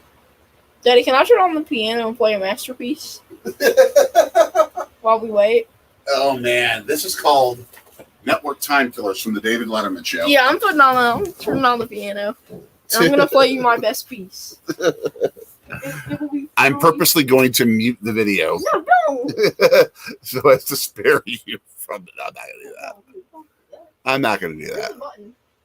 This is how we'll- I'm not telling you. Oh, I'm gonna fucking do it. I know it's on the side. I'm not telling you, kid.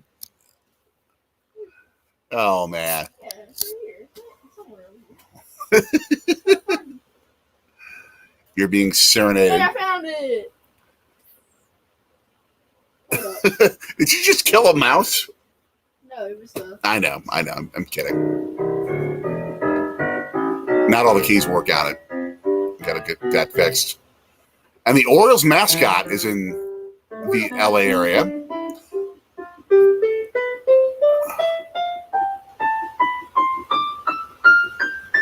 The Orioles have a cool mascot, by the way. And now it goes on. Where's Jazz? Jazz Organ. Uh-oh. I definitely need to spare you this. Definitely need to spare you. So I'm going to put the mute on.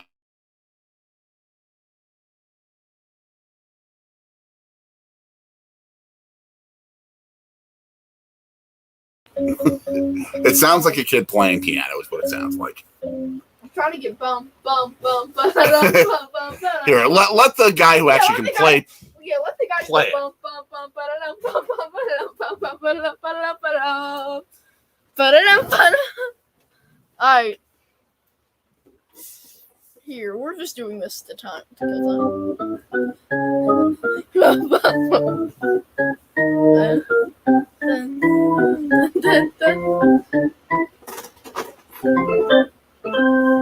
Charge! Wow, that's good. What other baseball stuff can you do, man? Let's see. You're good. What else can I do in the baseball lexicon? Oh, and the Orioles selection All right.